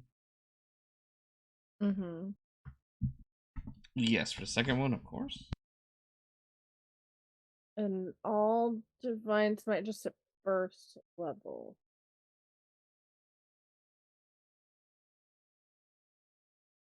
Another 13. Then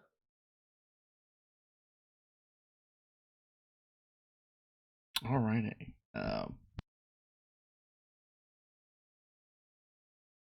Not doing well, but hey. A good one, but that anything else? no, I'm gonna pause there. Alrighty. Well, it is going to slam you. Be a disadvantage for some unknown reason. So it looked like it was gonna be a solid hit. What's going on? Why can't it just get you? It's like I'm protected from it because it's evil. Oh, so weird. How did that happen? Okay. Verden. All right. Bonus action, I'm going to try and move it to the right. Okay. DC 19, strength save.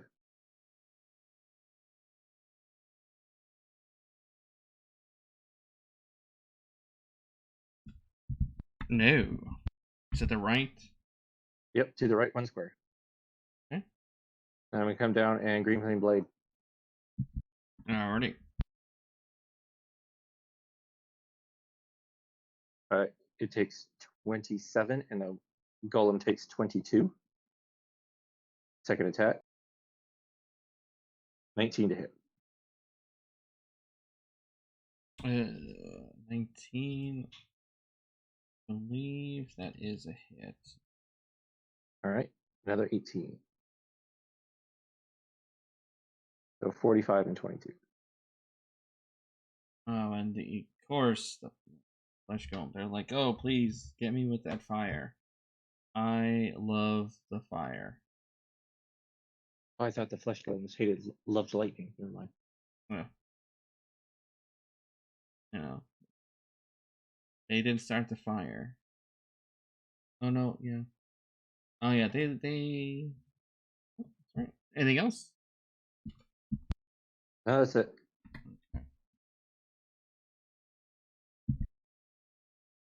Not blade singing.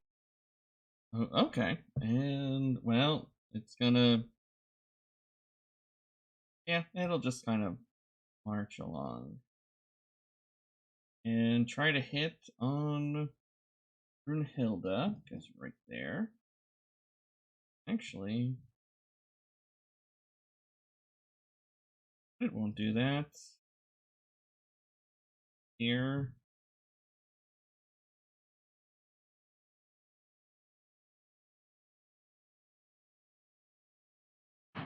It's going to just release a cone of gas.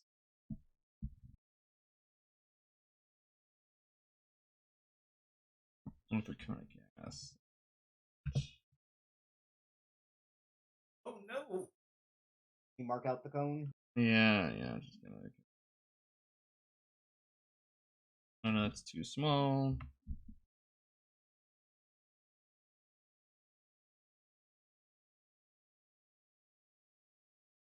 Or I'll just.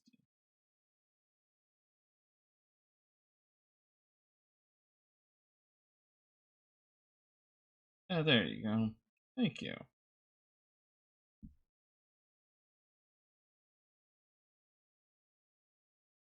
Thank you for that assistance. Okay. There's the turning part.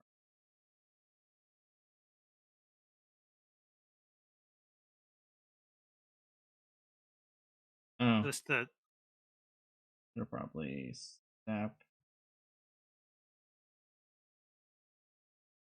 Not me hitting exactly the DC. it can get all of us if it wants to. Yeah. I don't think you need to.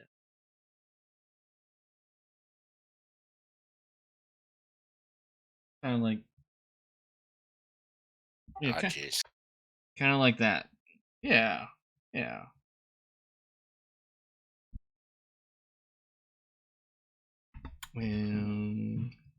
Who's parallel? Oh, poor Shankz and Skidmarkz. Oh no. Yeah.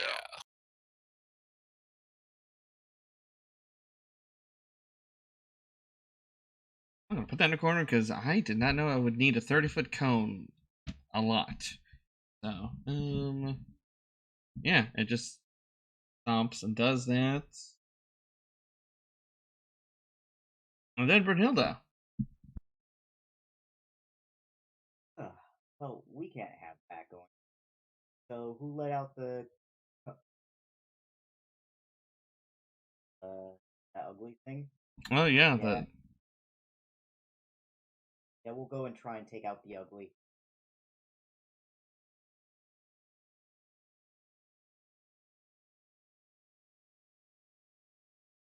Not undead, we'll bring out Black Ray. yeah. Okay. Does 24 hit? Yes. Oh, 19. Yeah, 19 would hit. Or is that? Oh, that's with it. Okay. 45. Okay. Attack. Let's do it.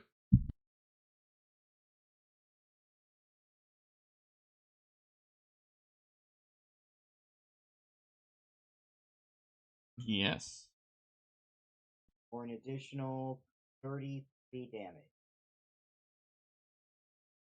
All right. Well, it's not it's not bloody, but it's not doing great. That Okay. a lot of whacks. Turn. Nice. Oh, the larva mage. Within 10 feet. Oh, well, hey, look. Right there. Each creature other than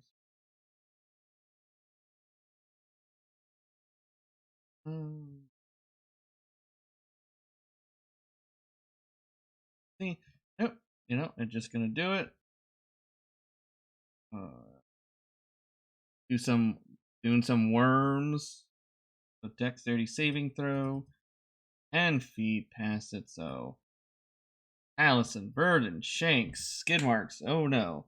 And the golem can I was not gonna like getting these worms on him. Oh no. Can you critically fail a dex save? Nope. Nope. Oh cool. So I'd still pass? Yeah, I think that was a big issue with one of the playtests was just like because they were introducing that like auto fail and it's like, but no. So I think they walked back on that one. But yeah. So, Shankz and Skidmarkz are both paralyzed, so they auto fail. Oh no. Oh.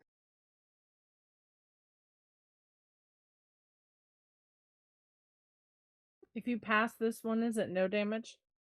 Looks like it. Yeah, I believe so. Because all the writing is for the if it has more. Oh. Golem didn't get it, so this golem's having a great time. And yeah, that feels pretty good about itself. 20. Oh, fail the saving throw. Feed the weakness. Oh, it'll react and get some temps. I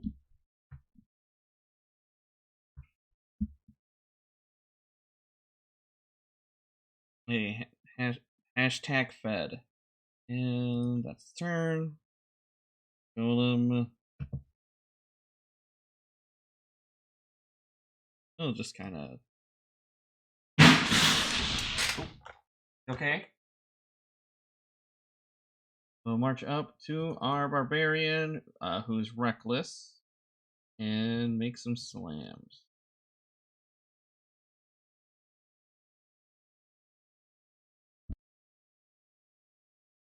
I think 2 hits. Yep. 25 and 20 both hit.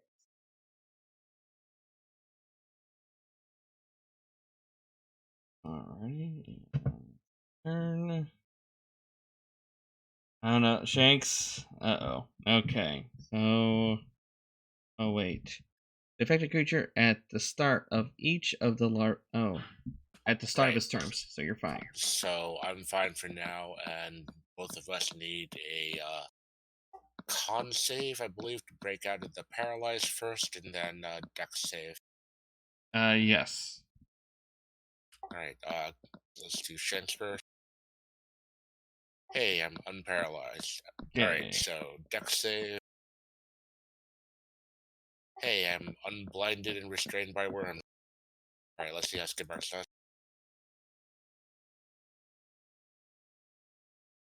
Oof.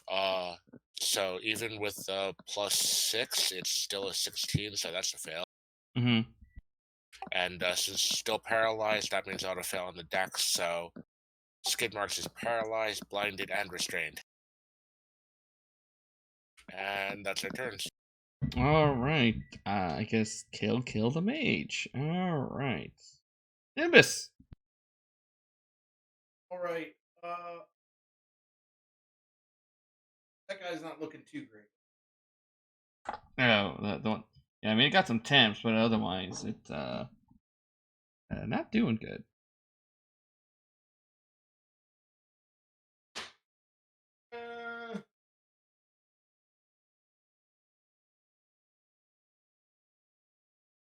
Let's see. I will look at the guy right here.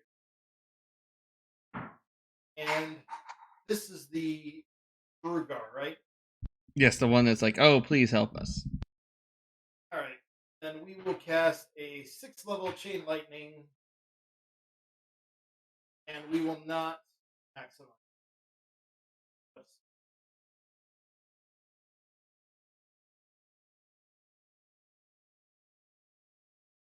Okay.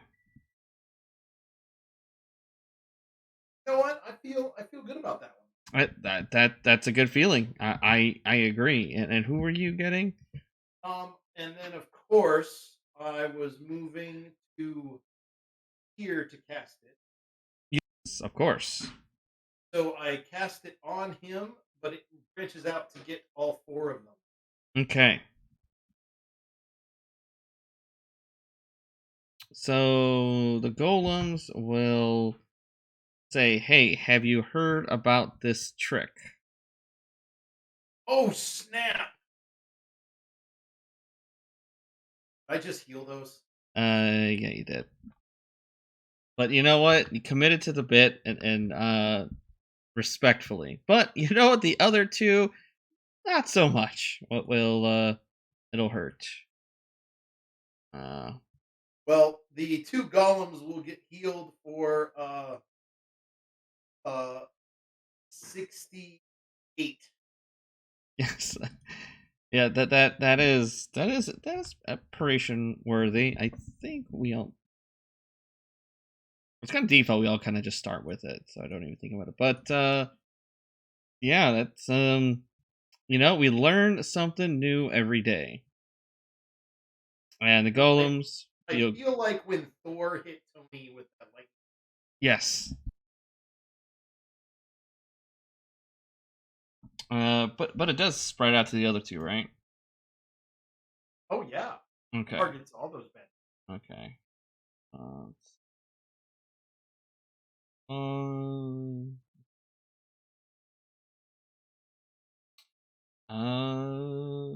don't think they have. Nope. So very good attempt, but how does this mage go? Oh, you see the very very the the uh, the skeleton outline as they Ben or Ben Tom and Jerry. Yes. Tom and Jerry gets shocked and he just falls into a little pile of ash there next to the now fully charged goblin.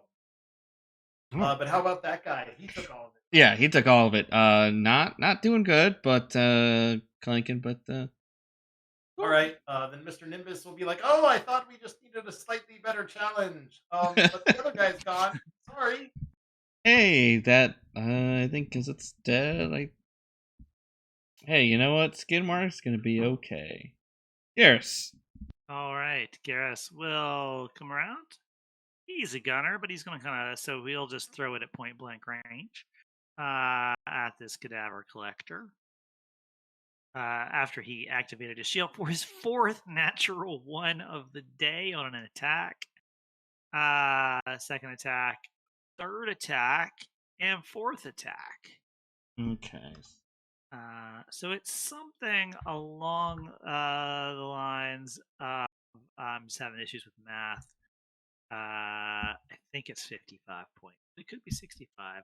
I can't count right now. And how does this cadaver how do they collapse? You know what? I'm just going for the bits that just froze Shankz in place. So just whacking it as hard as I can. End of turn. Nice. Okay. You know what? Well, it did take fire damage, so this will be at disadvantage, but it feels invigorated. And then the golem will point to Nimbus and then give you a thumbs up, but then the thumb falls off. And little sparks. But we'll go and smack on Verden with disadvantage. Did take fire earlier. No. Top of the round.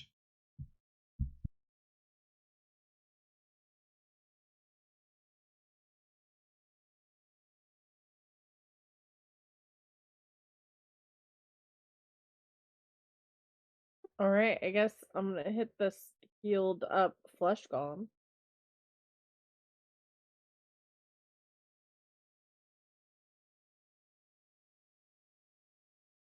Yes. I'm gonna save smites for undead things because I don't have that many spell slots. So yeah. Alrighty. 44 damage? Yep, and it's back to not feeling great. So that's it for me. Not very nice. Alright, Verden. Okay, I'm still gonna green flame blade, but I'm not gonna arc the fire. Sure, yeah. So it takes 31 and then a second for 17. 48. Oh my gosh, so much fire. Doesn't like it. Hanging on by a thread. Anything else? That's my turn. Brunilda. Oh, big aberration. So, roll on the back down.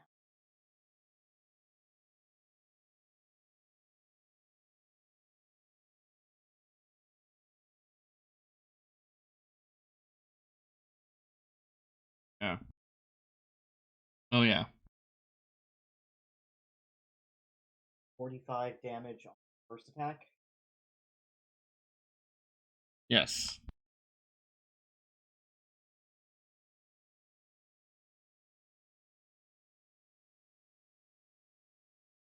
And 34 damage on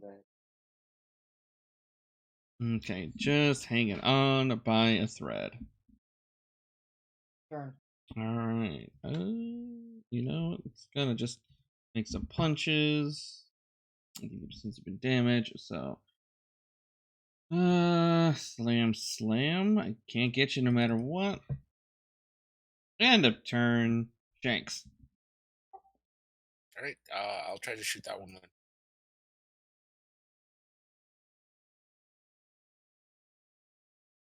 17. Yes. And I'll shoot him again if it's still. Oh no. How this one goes? All right. And I guess I'll shoot the one to the south for 22. And how do you finish those two off? This one I managed to get right in the back between the shoulder blades. This one I get right above the heart. Alrighty. And the Eldeth will the Durgar will, thank you all for keeping, rescuing her, and will mention about other prisoners down the hall that to rescue when you all have a chance. And but we'll say, you know what, kind of needs a moment if you all are taking a moment to rest. I assume one of us definitely needs one. So if the Dwargar needs a moment to rest, we can give Yes. Shankz and Skidmarkz a moment too.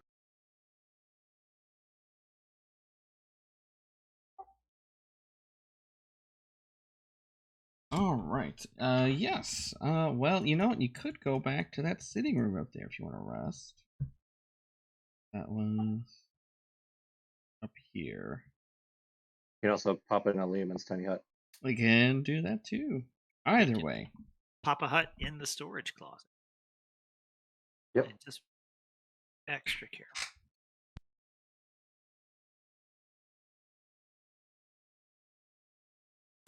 So we're short resting then? Yep. All right, I'll roll some. Second wind.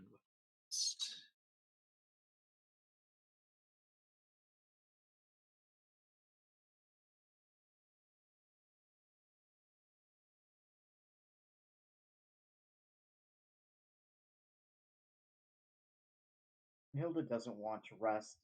Full rest to make everyone else. You all right, Brunilda? Fine.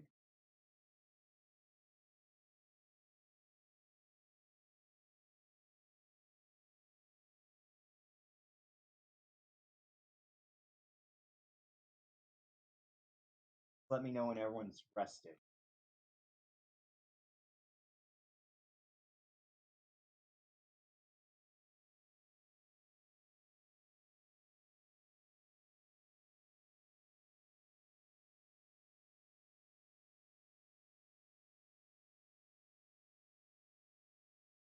All right.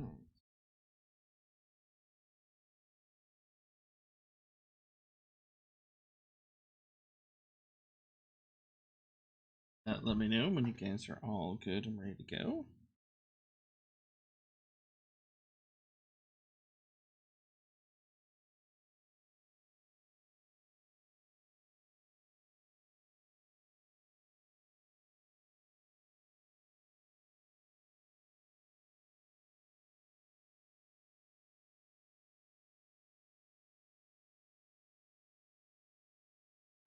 Thanks.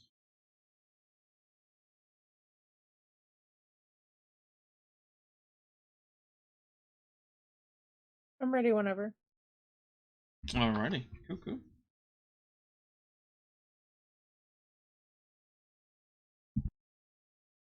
I'm ready. Alright, cool. Well, can go further south. You can kind of see, look, it's very dark in this room that's far, just a little bit past south. The Durgar will kind of let you know that, well, there are prisoners down below. It is guarded by somebody. She'll just kind of, since you guys are house cleaning, she'll just kind of let you know, like, afterwards, like, if, finish whatever you're doing, and then when you're done, if you could, help rescue some of the other prisoners that are trapped. that was captured by the mage. You guys were able to take down for was doing experiments.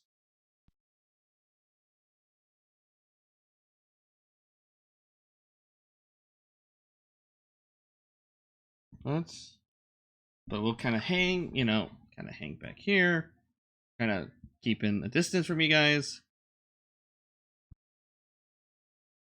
But yeah, you guys can go south, immediate throne room.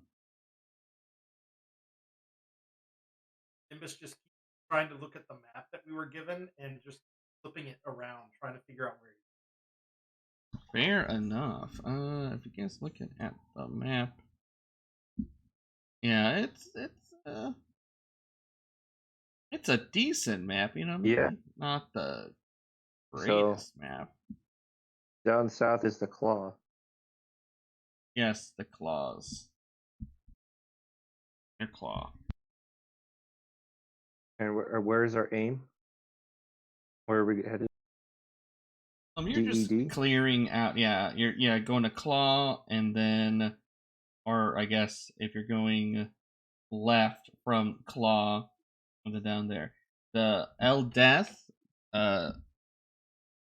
pointing to that is the area that she will mention. Eldeth will mention that's where her people are at, the prisoner, but it's kind of like, well, just want you guys do what you're going to do first, then, round about and help out. So.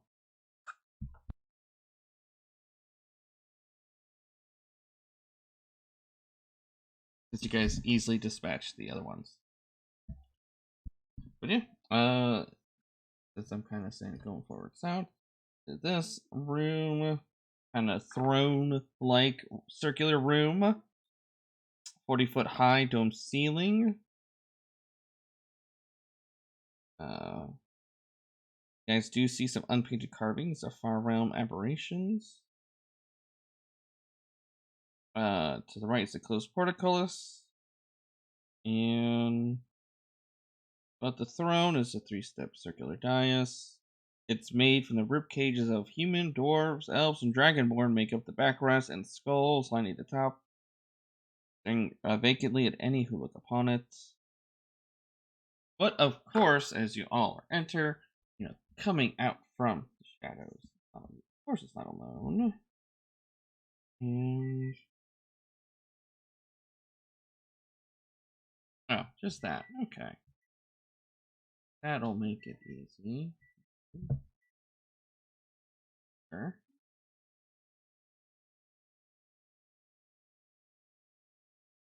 Coming out is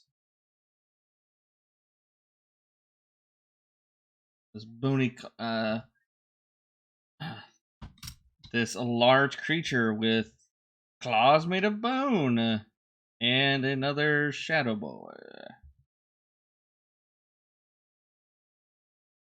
As these probably undead-like creatures look, they're ready for a tussle. They're confident they can defeat you guys for Andress, their lord.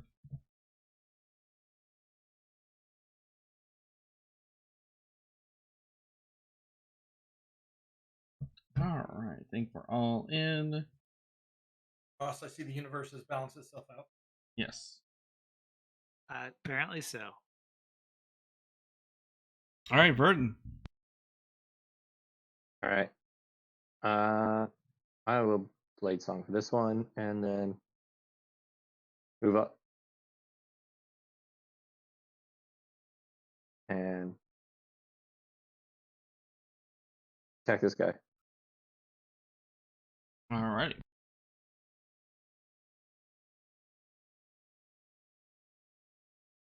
Uh, 29 damage. Yes. And then 15 damage. And that's it. Okay. Brunilda. We'll attack the smaller guy this time. Have the problematic elements. Yeah.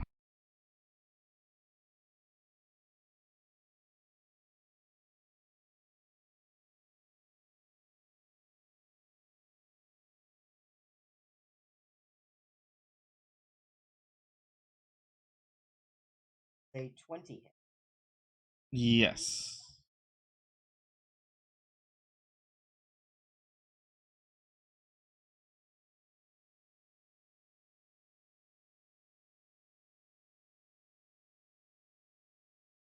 $49 damage. First attack. Yes. Ouch. Still all right, but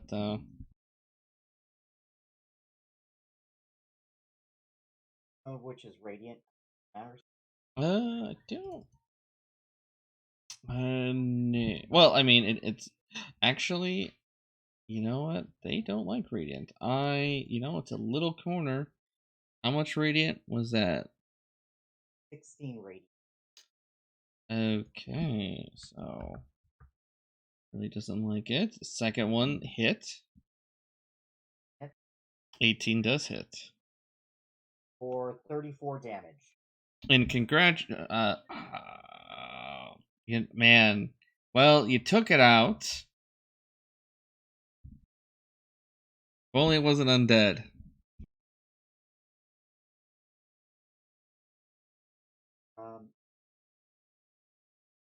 Hey, Alright, killed it. Well, so I will continue my movement. Bonus action. I'm still raging.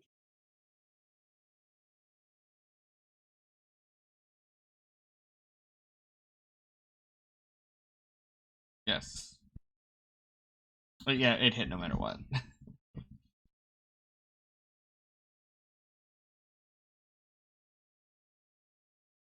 For 30 points of damage. Turn. Alright, solid turn. Allison. I'm gonna go down and hit a bone claw. Yeah.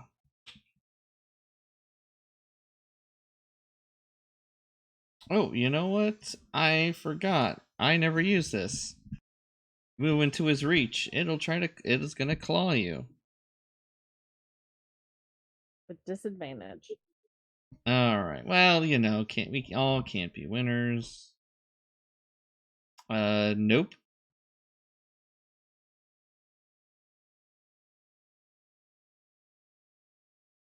Anyone to hit? Yes. I will put a second level smite on the second one. Alrighty.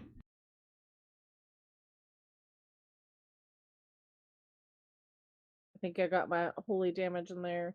So the second level smite is 48. Okay. Is it 48 damage total? Oh no, I need to roll 4d8. Oh, yes.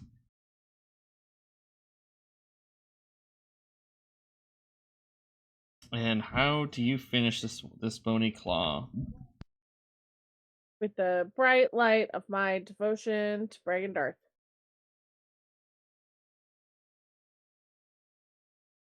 Yeah. Yep. Mr. Nimbus didn't even get a chance to go.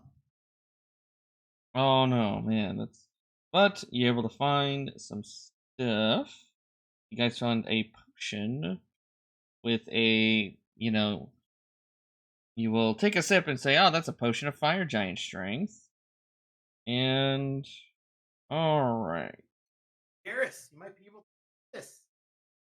Ah, that's magic of the giants. Giant toenails. Ah, I'm a dwarf. Potion of giant make the weak.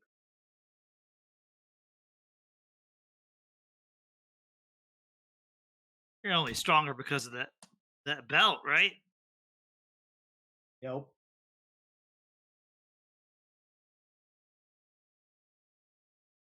Well, you also find a small box with 3 spell scrolls of lesser restoration. Hey, I can cast that. Mm-hmm.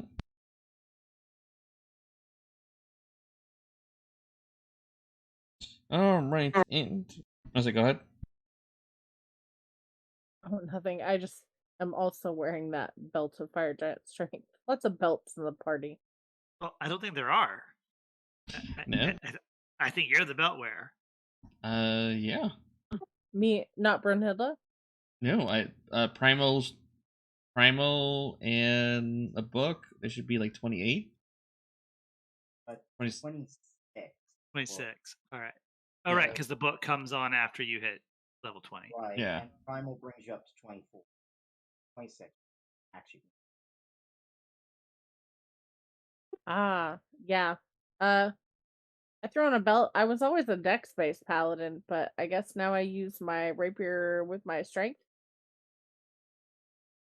Yes. Angry stabbing.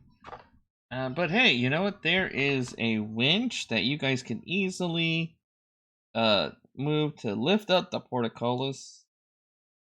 And you can go over to this area. Oh, once again, ask Whelm if they see any secret doors. Well, you know, you feel the no. Oh, Whelm can respond. Oh, They he know can? They know 3 languages. Oh, okay. Well, With an intelligence of 15. Again, smarter than Garrus. well, we'll say, don't know who. You know, of course, humans built this. This place is not really anything special. No hidden doors, man. Even that trap earlier. This is, you know, weak human construction. You know, the Dwarven, they would have just made it all stone, and it would have been better. But you know, I don't know what's going on with those. What they've done to the place. It's weird looking, but still made from humans.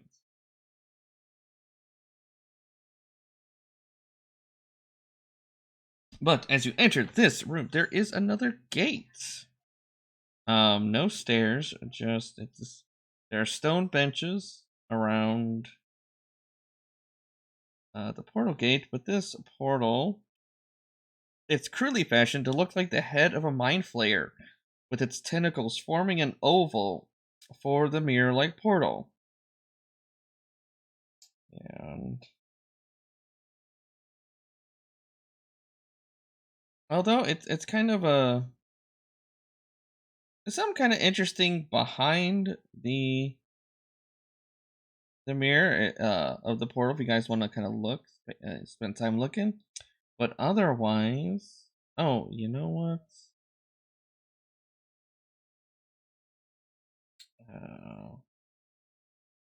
Back the door. Hold on. You know what? There is something hidden. I'll tell you. I mean, look at that map just to kind of.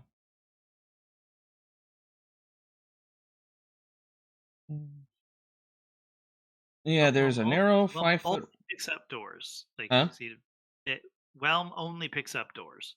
Okay. Anything else that's hidden? Oh, well, everyone's passive. I'm just gonna not. Let's see. Behind an arrow slit is an arrow 5 foot wide hallway. Test by a secret door.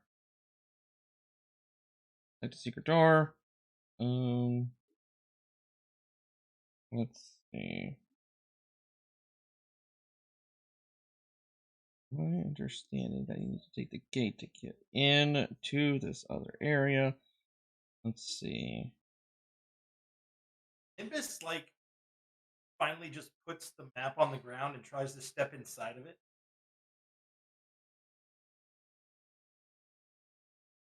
Oh. Let's see. Well, hold on. Let me, before I do the secret room, let's, the gate.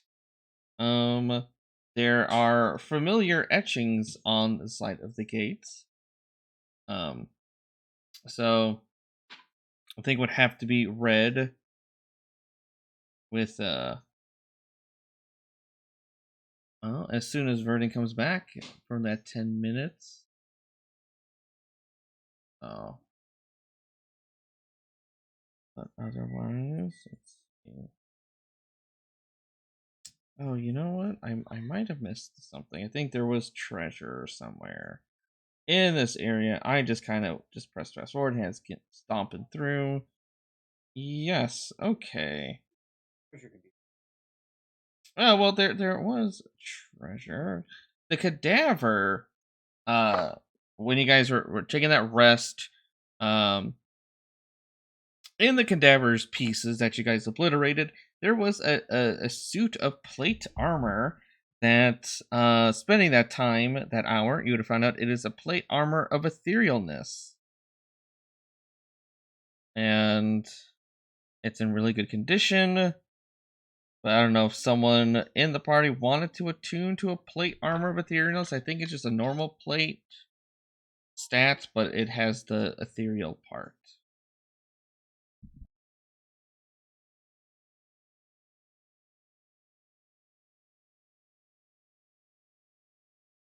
Good question. Would anyone have tried to wear and spend time to attune to this plate armor of etherealness? Talison's a dexterous paladin and wears Yeah. +2 studded leather armor and prefers to not be clanky. Fair. What, a paladin who can stealth? Yeah.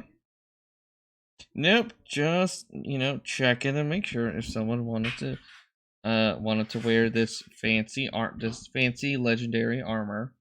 So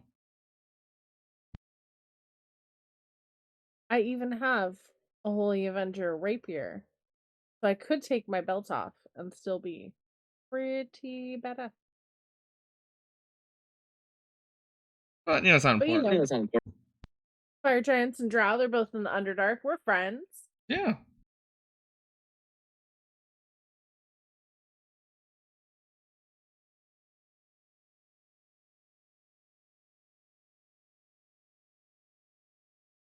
Okay, you know what? I think I initially messed up in saying that a potion of giant strength was from the from the little hidden area that you guys would have found. So, just kind of say, yep, did that. But for Verden, if you want to spend 10 minutes to comprehend language or just cast it, you can read the inscription on the portal. I'll just cast it because I haven't used the slot yet. All right. Well, spending it, we'll open the portal for you guys to step through. And once you guys do, let's. I think I put you in the right spot for the second room. Pretty sure I did. I might have. This place you just need to look at the other map. Okay, yeah, that's close enough. I did put you at the right spot. Okay. You guys go forward. No weird shenanigans-ish. You guys will end up in a whole new area. And as you can look at that map, this is not the same place.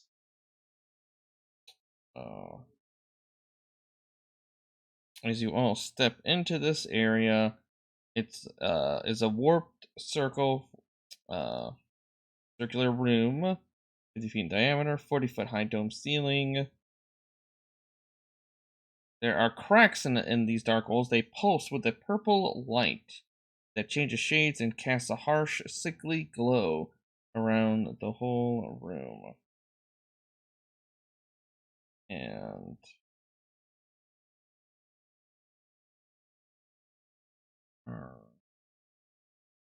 did I take you guys? Pretty sure I took you guys into the new room. Yep. Sweet. You guys are in the new spot. But of course, you guys are not alone. Popping or appearing in this area.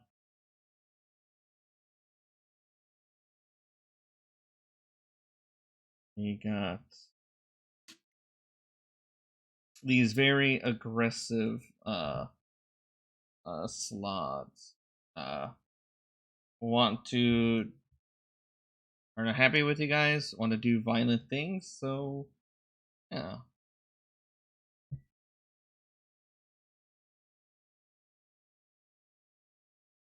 They are ready for some fighting.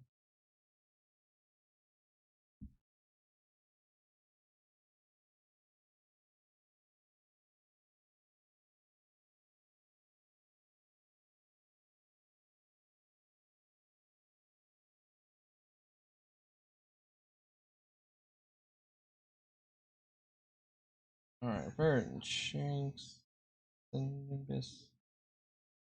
Okay, I think we got everybody.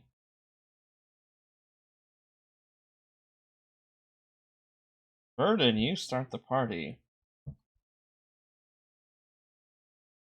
All right. There's only 2 of them, so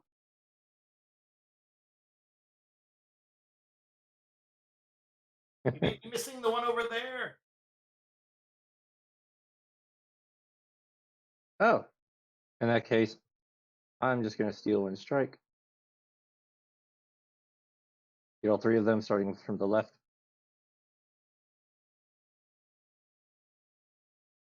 And my sheet's messed up again. Of course. Somehow. Is it starting left? So. There's the attack roll for that, so 20 for 19. Yes. Alright. And then the top one. And that's a miss. And then the one on the right, 21. Alright. And then I'm going to teleport right next to this one, actually right behind him. Okay. Bonus action, Blade Song, in turn. You know what is Verden's Blade Song like?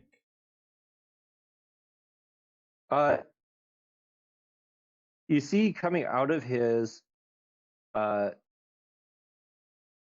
he doesn't actually sing, but coming out of his spell book is some musical notes that sort of surround him and enhance his abilities. Nice. Mr. Nimbus.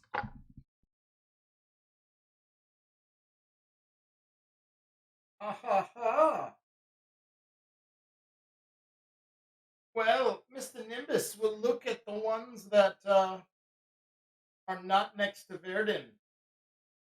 Say, ooh, Mr. Nimbus learned a new trick. Watch this. And he is going to twin cast a Rotherham Psychic Lance at the 2 ones that Verden is not basing. Okay. That's the first one. Second one. I think I roll damage for both. You know, they do separate. got some. Oh, they just need to make a 25? Yeah. Yeah, just a 25. Just a 25. Yeah, no. Okay. Because they did not eat their salad. They did. So they can be incapacitated. Incapacitated. And the first one takes 17, and the other one takes 24, which were horrible rolls. But it is what it is. And Mr. Nimbus says, they will be out of it for a second. You may have a reprieve. End of turn. Very nice. Shankz.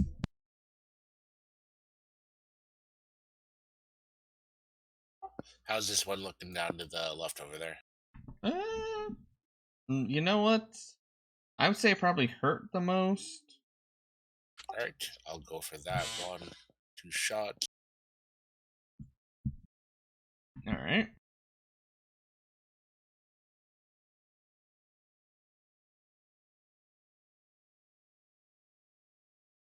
All that. And if he's still up, Skidmarkz, I'll go and give him a kiss.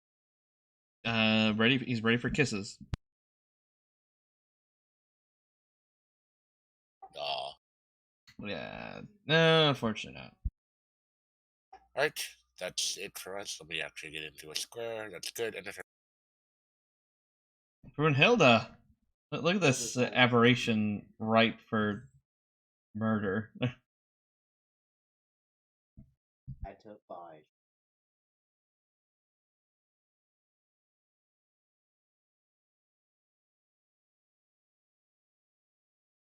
Yes. 31. Mm-hmm.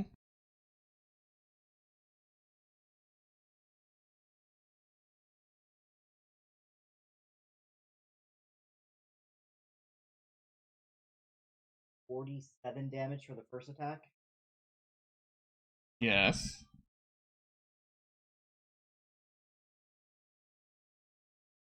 Still hanging on. And how do you finish this one off? Black Razor's its flesh thickly glow as of this pod.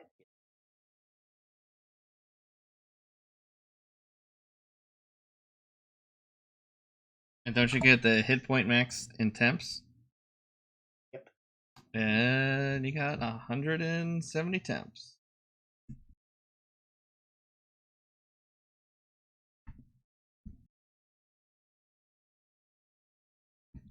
All right, so anything else?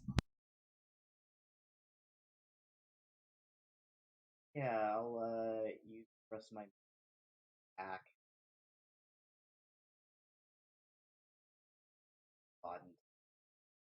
Sure. Hey, look, it finally turned on for you.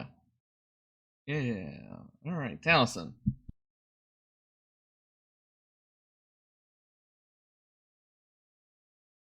So, which ones are psychic lance stunned? Just that one up. They're incapacitated. Incapacitated. Does that mean instant crit or no? No. Means nothing. That just they don't get to take. Okay, I'm gonna go over and start helping Verden kill the other one. Sure.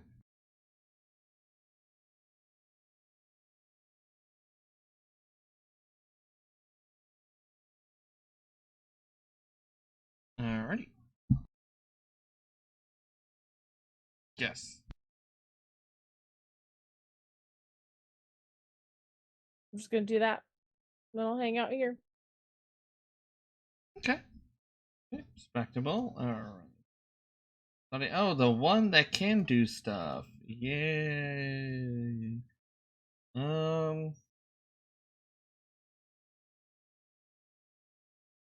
Weird. Okay. Yeah, this one will innately cast a spell. I think that's still subject to all the other stuff. But yeah. Yep, can't counterspell that. Can or cannot be counterspelled. Cannot be. Can Yeah. be. Innately, If it has components, it can be just counterspelled. I Some figured creatures innately don't have components. Others, like slots, do. Okay. Requiring no components. Yep. Oh, Requiring material no components. Material component. Okay, then now it's counterspell. Okay. Oh darn. No fireball. Okay. Garrus. Garrus will the slot who's a what is the mark on that slot? Sorry. It's the incapacitated. It's the incapacitated one. Then I'll shoot the one that's not incapacitated. With a hammer. Alright. It's the same thing every time. Let's see how many critical fails I have this time. 22 to hit. 14 more. 20 more. 19 more. We And then bonus action animate my shield and take out Skyfist. Okay. And I'll just walk up and stare at this one in the face with both hammers raised. End of turn.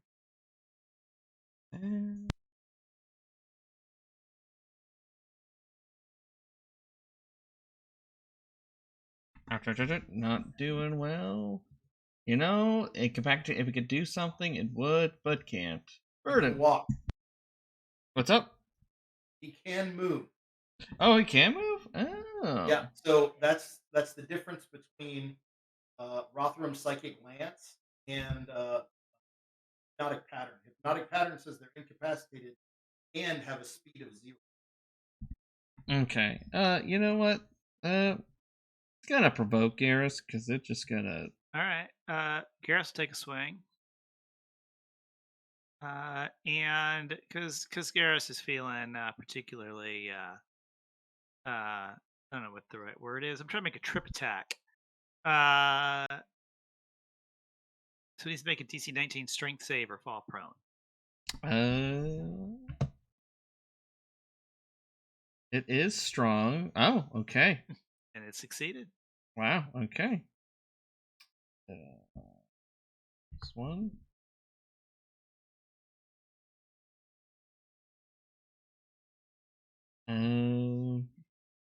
Yeah. Wait, what? Oh, yeah, okay. Then Vern's turn. Yep. All right. I'm going to booming blade this one. 30 damage.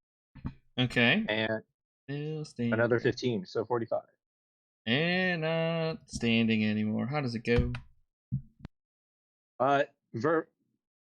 Booming reverberations in its body. I just sort of tap it again, and it sets off. Nice. Anything else?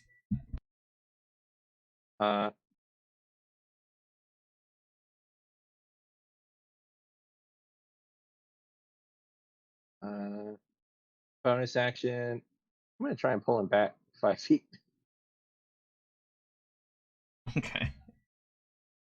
DC 19. Strength. You know what? Could do it. I know. That's my turn. Okay. Mr. Nimbus. All right, he's no longer incapacitated. Alrighty. A bonus action, I will attempt to pull him back.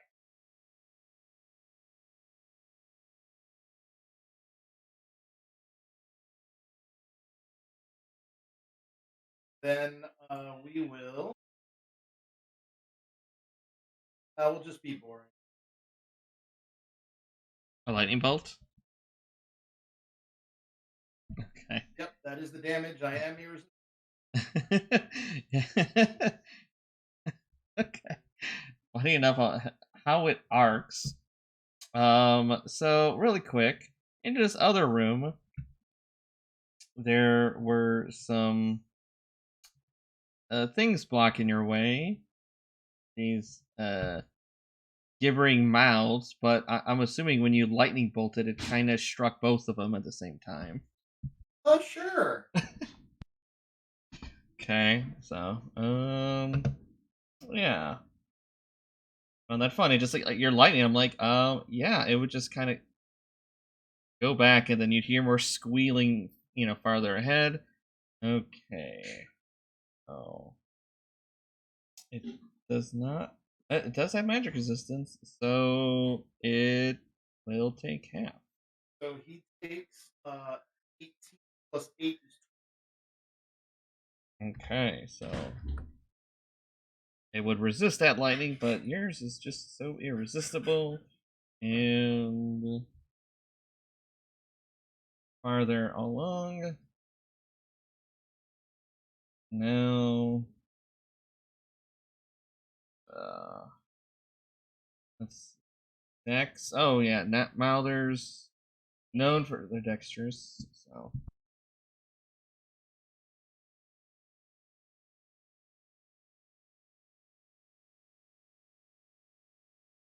All right. I'll be right back and help my wife with something.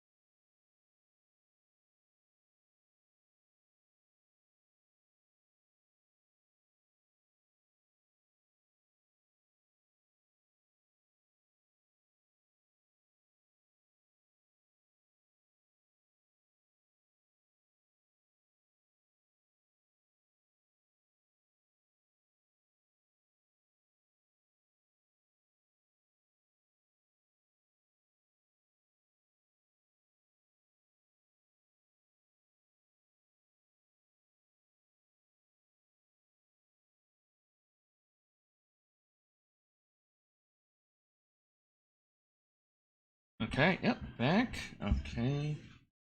Alright. Oh, anything else, Nimbus? Nope, I'll just clear the way and Okay, Shankz.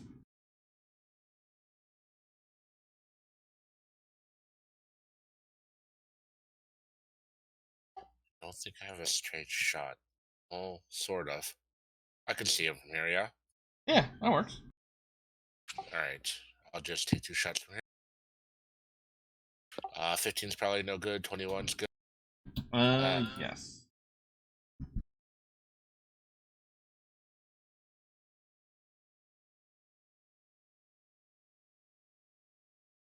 I'll keep Skidmarkz back here so he doesn't clog up the tunnel. That'll be it for. I'll move up a little bit. The 2 of us will, but Sure. we'll turn like over that area. Sounds good. All right, cool. And then Brunilda.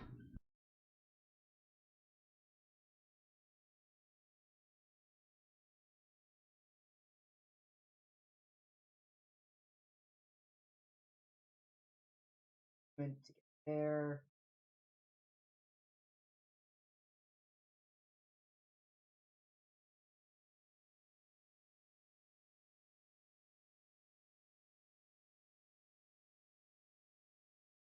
Ready? Because I think you have advantage at this point no matter what. Yeah, I don't tackle it. Yes. 44 for the first attack. Yes. Still standing. Ooh.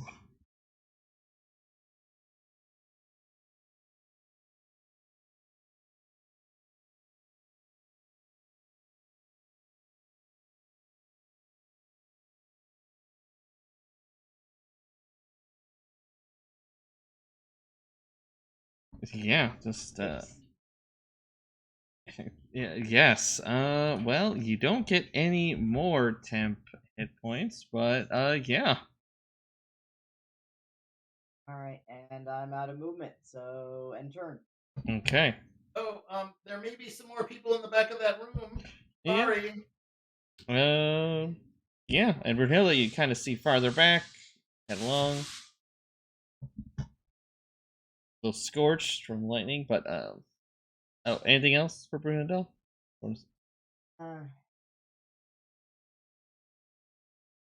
For shield bonus action, rage, and as part of that rage move. Sure. It's all black to me, but Sure. Oh, you don't have. Okay, let me. Oh yeah, you got 60 feet dark vision, right? like goggles of the night. Yeah, yeah. Okay. Are you able to see now? Yep, I now. Okay, great. Turn. All right, Allison.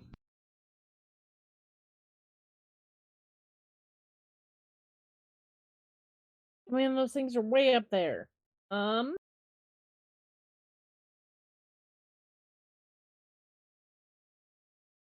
gonna start running that way. I think I'm gonna have to dash. Sure.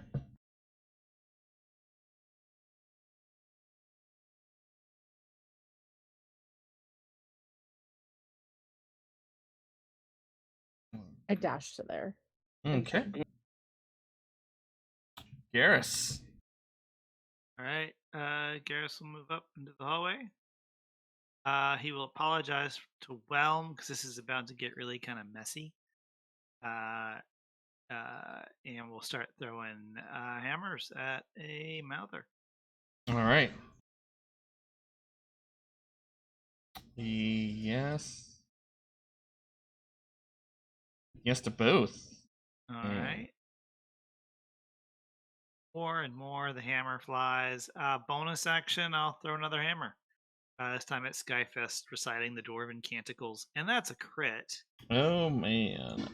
Which, if it's not destroyed, I am a crusher. Yeah. Well, I was actually gonna And- say. Sorry to interrupt. Yeah. Because I'm still doing the. I'm still calculating the damage from the first 2 hits. I'm on the second hit, so that is actually that would have taken that takes that Okay. one out.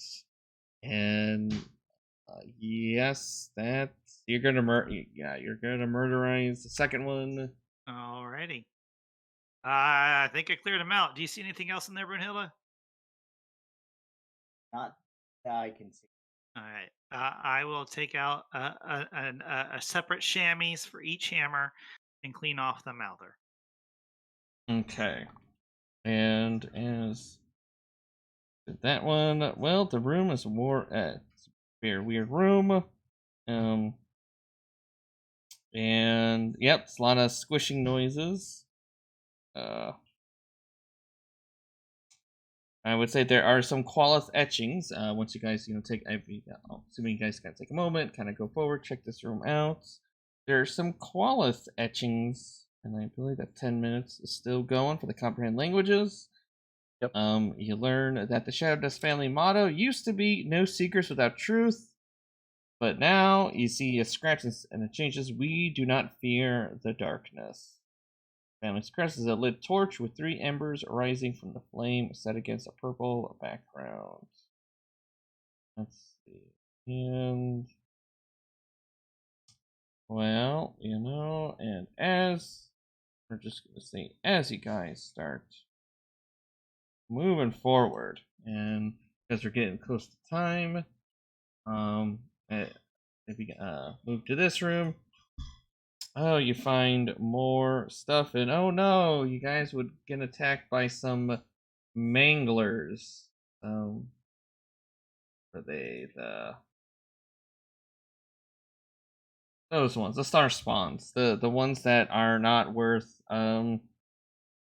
it. So they will just probably all just be crushed and pasted within 6 seconds. So I'm not gonna bother with this area, but interesting about this area is it pulses with a purple light, and there is a fissure floats in the middle of this room, looking like a gob of ink dropped into a glass of water. As back tendrils snake out from it, and the silly retreats. Doesn't look quite right. Does not look right, but I think everyone can. Can you get at least a 10 on your wisdom saving throw? For anyone that needs to roll higher than a 1 to save. Oh, I get a 10. Yeah, then everybody's okay. It's weird, but you know what? With Taliesin, it's not that bad. It's weird, but you guys will. And let's see. And well, and what you also notice is there is a hilt of a paladin's holy sword. Looks like it's kind of broken into that little near that gob of ink.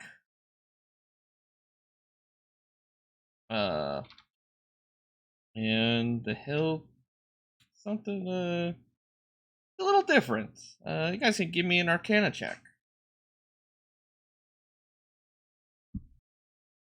I know magic.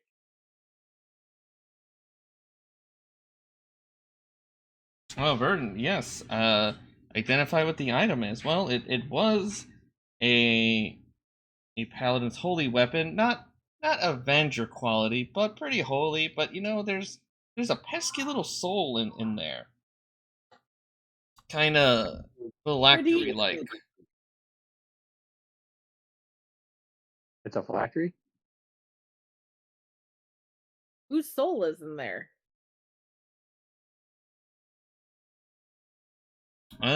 No way to tell, but there is a soul in there. Maybe they want to be friends.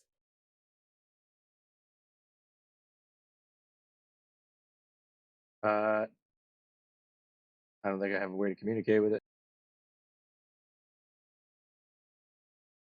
Okay. Well, let's. I'm just gonna out clear, but yeah I would say there's no. You can try to speak with it if you'd like, but it's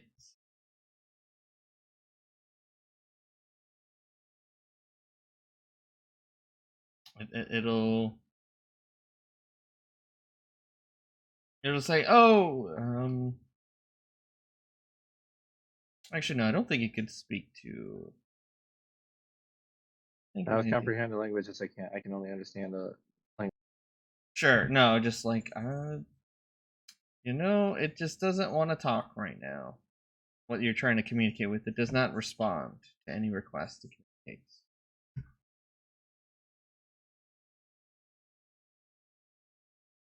But there is a soul in there.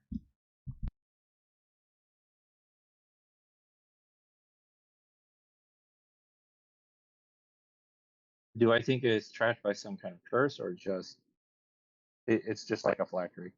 It's a phylactery. Okay. It's a phylactery, guys. Break it. Yeah, you can break it. Wait, do we want to break phylacteries? Hang on. Would I know that's a good idea or not? Arcana check or something?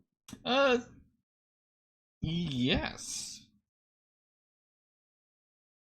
With a bit of guidance, that's gonna be a 21. Sure. Well, I mean, most things that you've encountered are, Liches usually have phylacteries. I don't know if there's another one, but if you mess up their phylactery, then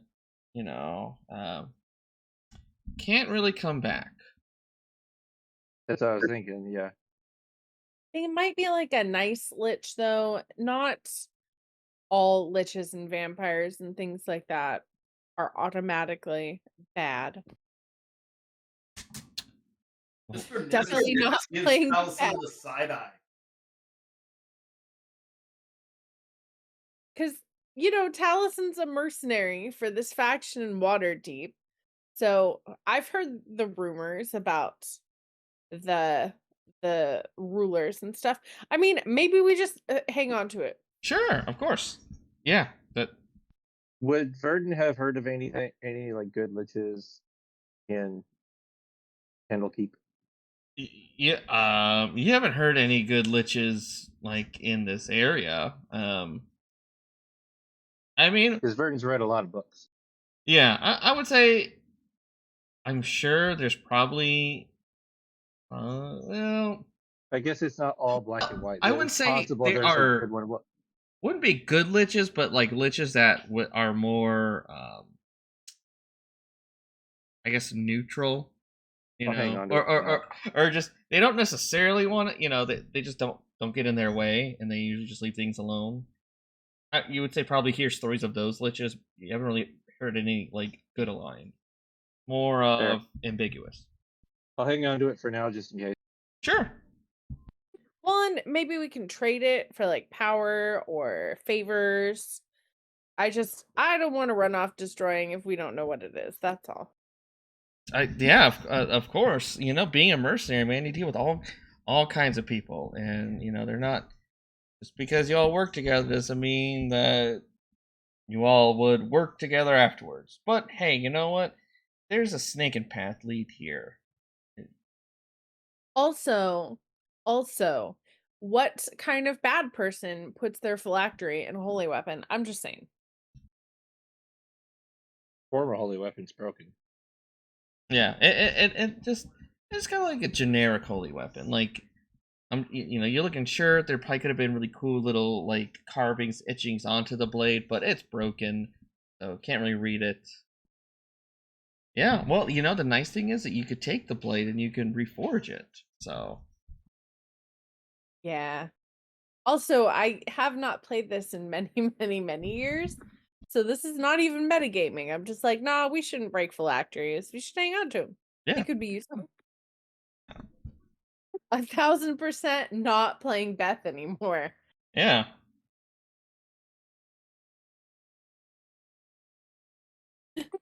Also, Yeah. Like Nimbus is questioning my morality? Okay. Yeah. I'm gonna hang on to it. I don't really feel like selling it because I'm not a mercenary. I don't trust liches. I'm just gonna hang on to it. Not Okay. selling it, trading it for favors. Why am I the barometer? I don't want to trade unless it's well. Okay. Let's just not break it. Chaotic and good, but seriously. All right.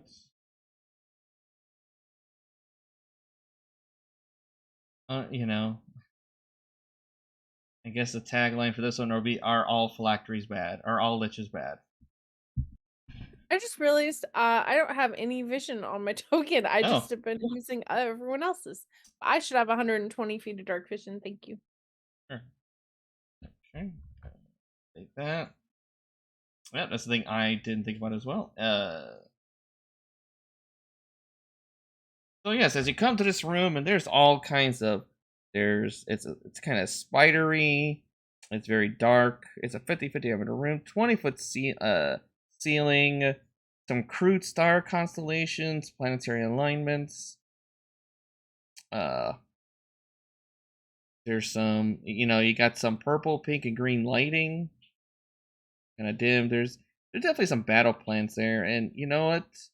You do feel behind in this area there is a secret door behind, but you know what? That's not really the main thing. Focus on. It's gonna be, well, you do see a lich ish that'll greet you with his rotting teeth and say, "Would you be so kind?" and hand it back, and then the mix. Just have a few questions before.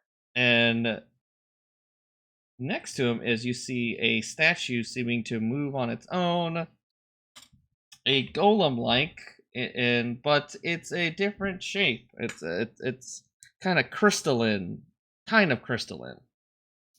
and he'll say, well, I didn't invite you to come over at my house, so I think I have 4 new golems. So if you'd be so kind, the lich will call out, just stay right there. Let my golem pummel you into bloody bits, and yes, if we could do that, I would appreciate that. Oh, you guys didn't appreciate that. That's a. So, Shankz is stuck in the other cavern trying to shove Skidmarkz' fat ass through the tunnel. Well, I could say, Like, yeah. Winnie the Pooh. I could say you kind of squeeze in. That's how you got stuck in the wall. Yeah, that's exactly what happened. Gotta get this. Yes, got a layer. Do you have a layer? He's got a layer. Then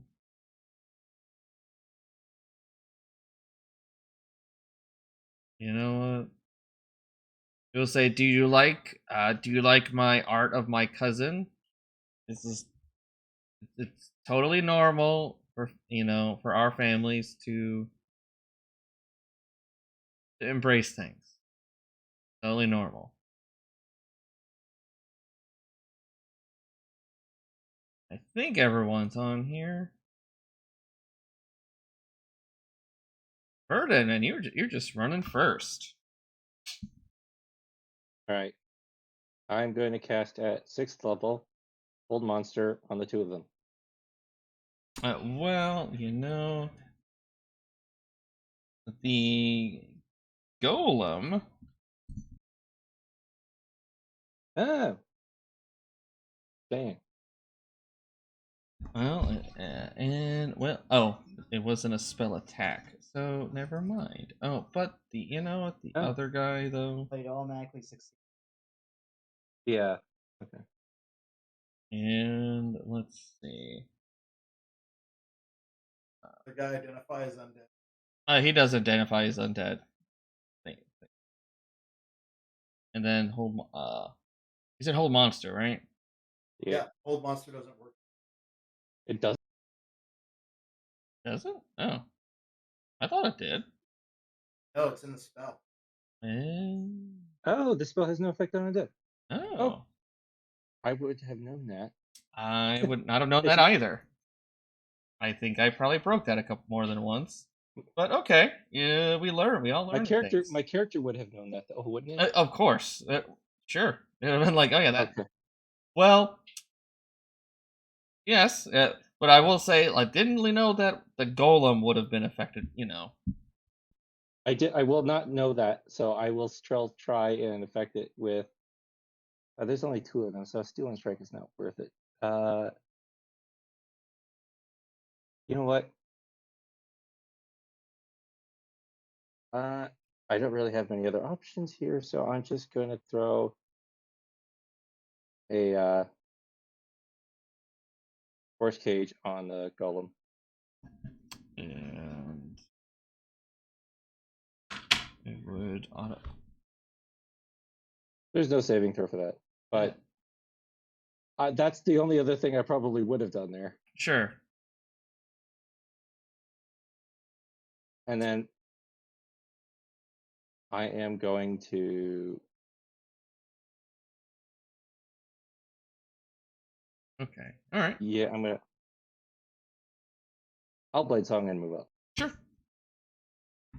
And now, Mr. Nimbus. Anything else, Verden? I'll finish my move there and then turn. Okay. Well, it's going to legendarily just reach out and touch you. 'Cause why not? That didn't do anything. Okay, then, Mr. Nimbus. All right, so this guy's in a timeout. Yep, in a timeout. Yep. All right. Well, let's go ahead and we will send this guy a Rotherham. Okay. Second glance.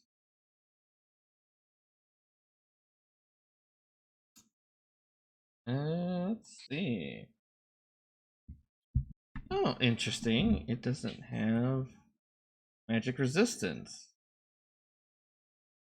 But it's gonna say no thank you. Well, he still takes 10 points of sight. And Mr. Nimbus will look at him and attempt to pull him. Okay.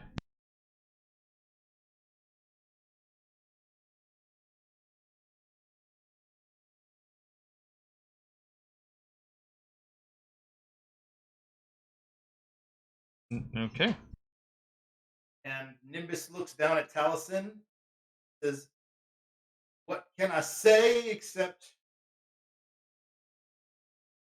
Thank you.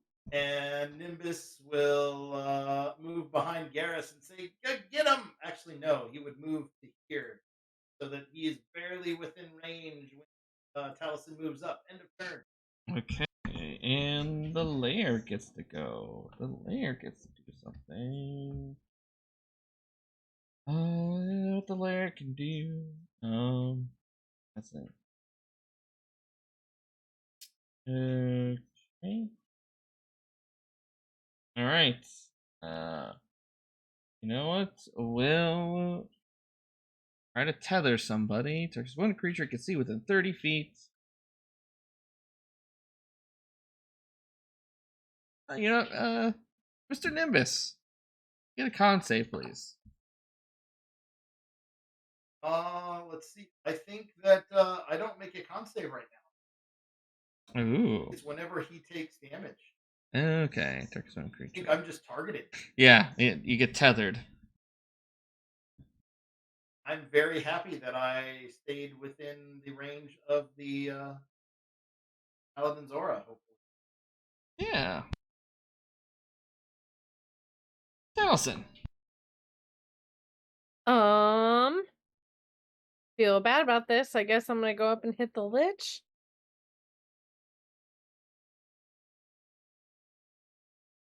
You're still in my aura, though.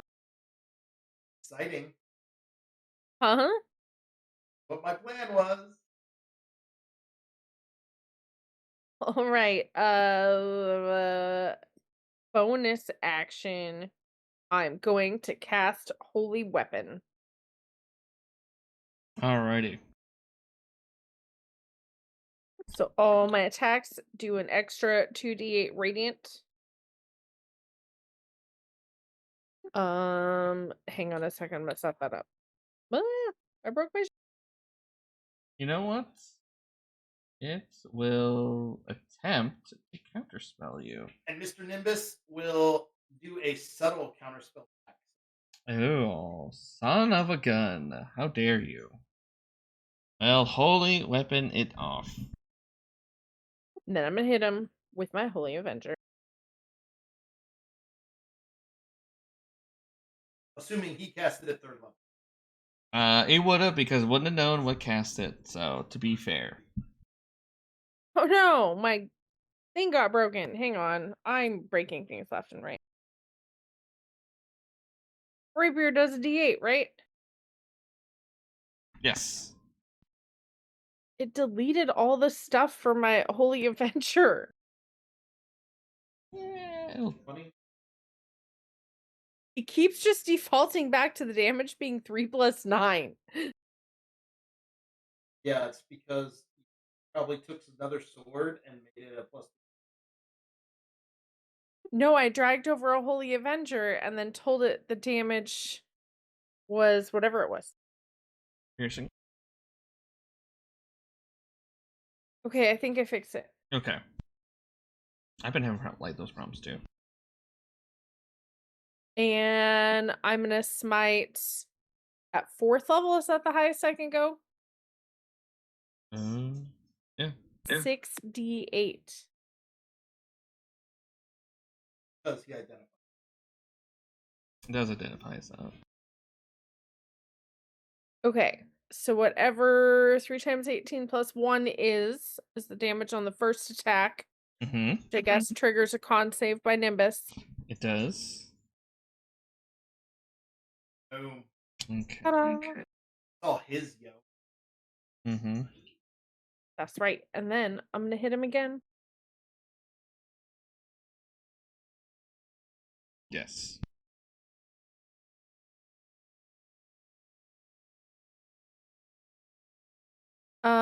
And I will just do a 2nd level smite, which is 48 on this one. Sure you don't want to go big? Should I? Let me check and see where my spell slots are. I know the sharing is caring, but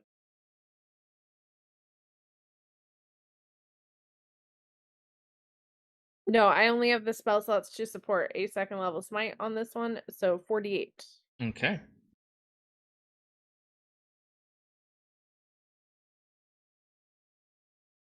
For more damage, and I'm out of things to do. So I tell him, try and hit me, but he has a really hard time doing it because he's so evil. 'Tis true. You know, nope. Actually, hold on. There, you can do a legendary. What? I can cast a cantrip. Don't got anything to do. Okay. You know what? Sure. I'll shoot point blank Ray of Frost at Taliesin. Yeah, why not? 22 will miss. It will. Okay. And Garrus. Garrus looks at Whelm. Don't worry, Whelm. You're the real holy weapon. And I will proceed to bludgeon our Lich friend. But I might miss. I'm going to precision that. 29 to hit for 20 points of bludgeoning. Yes. And how do you finish off? Oh. Just while he was paying attention to Taliesin, hit him from the side. I will futilely throw my hammer for the next hour against a force cage. Yes, and then eventually this golem will shatter through the cage, although, you know, it just kind of sits there and takes it as you just kind of beat on it. And, well, you know, as you'll take time going around to the other areas of this place, you discover that there are plans to attack Agarian's tower. So, but you feel that, you know what, this house, this little area, that is clear.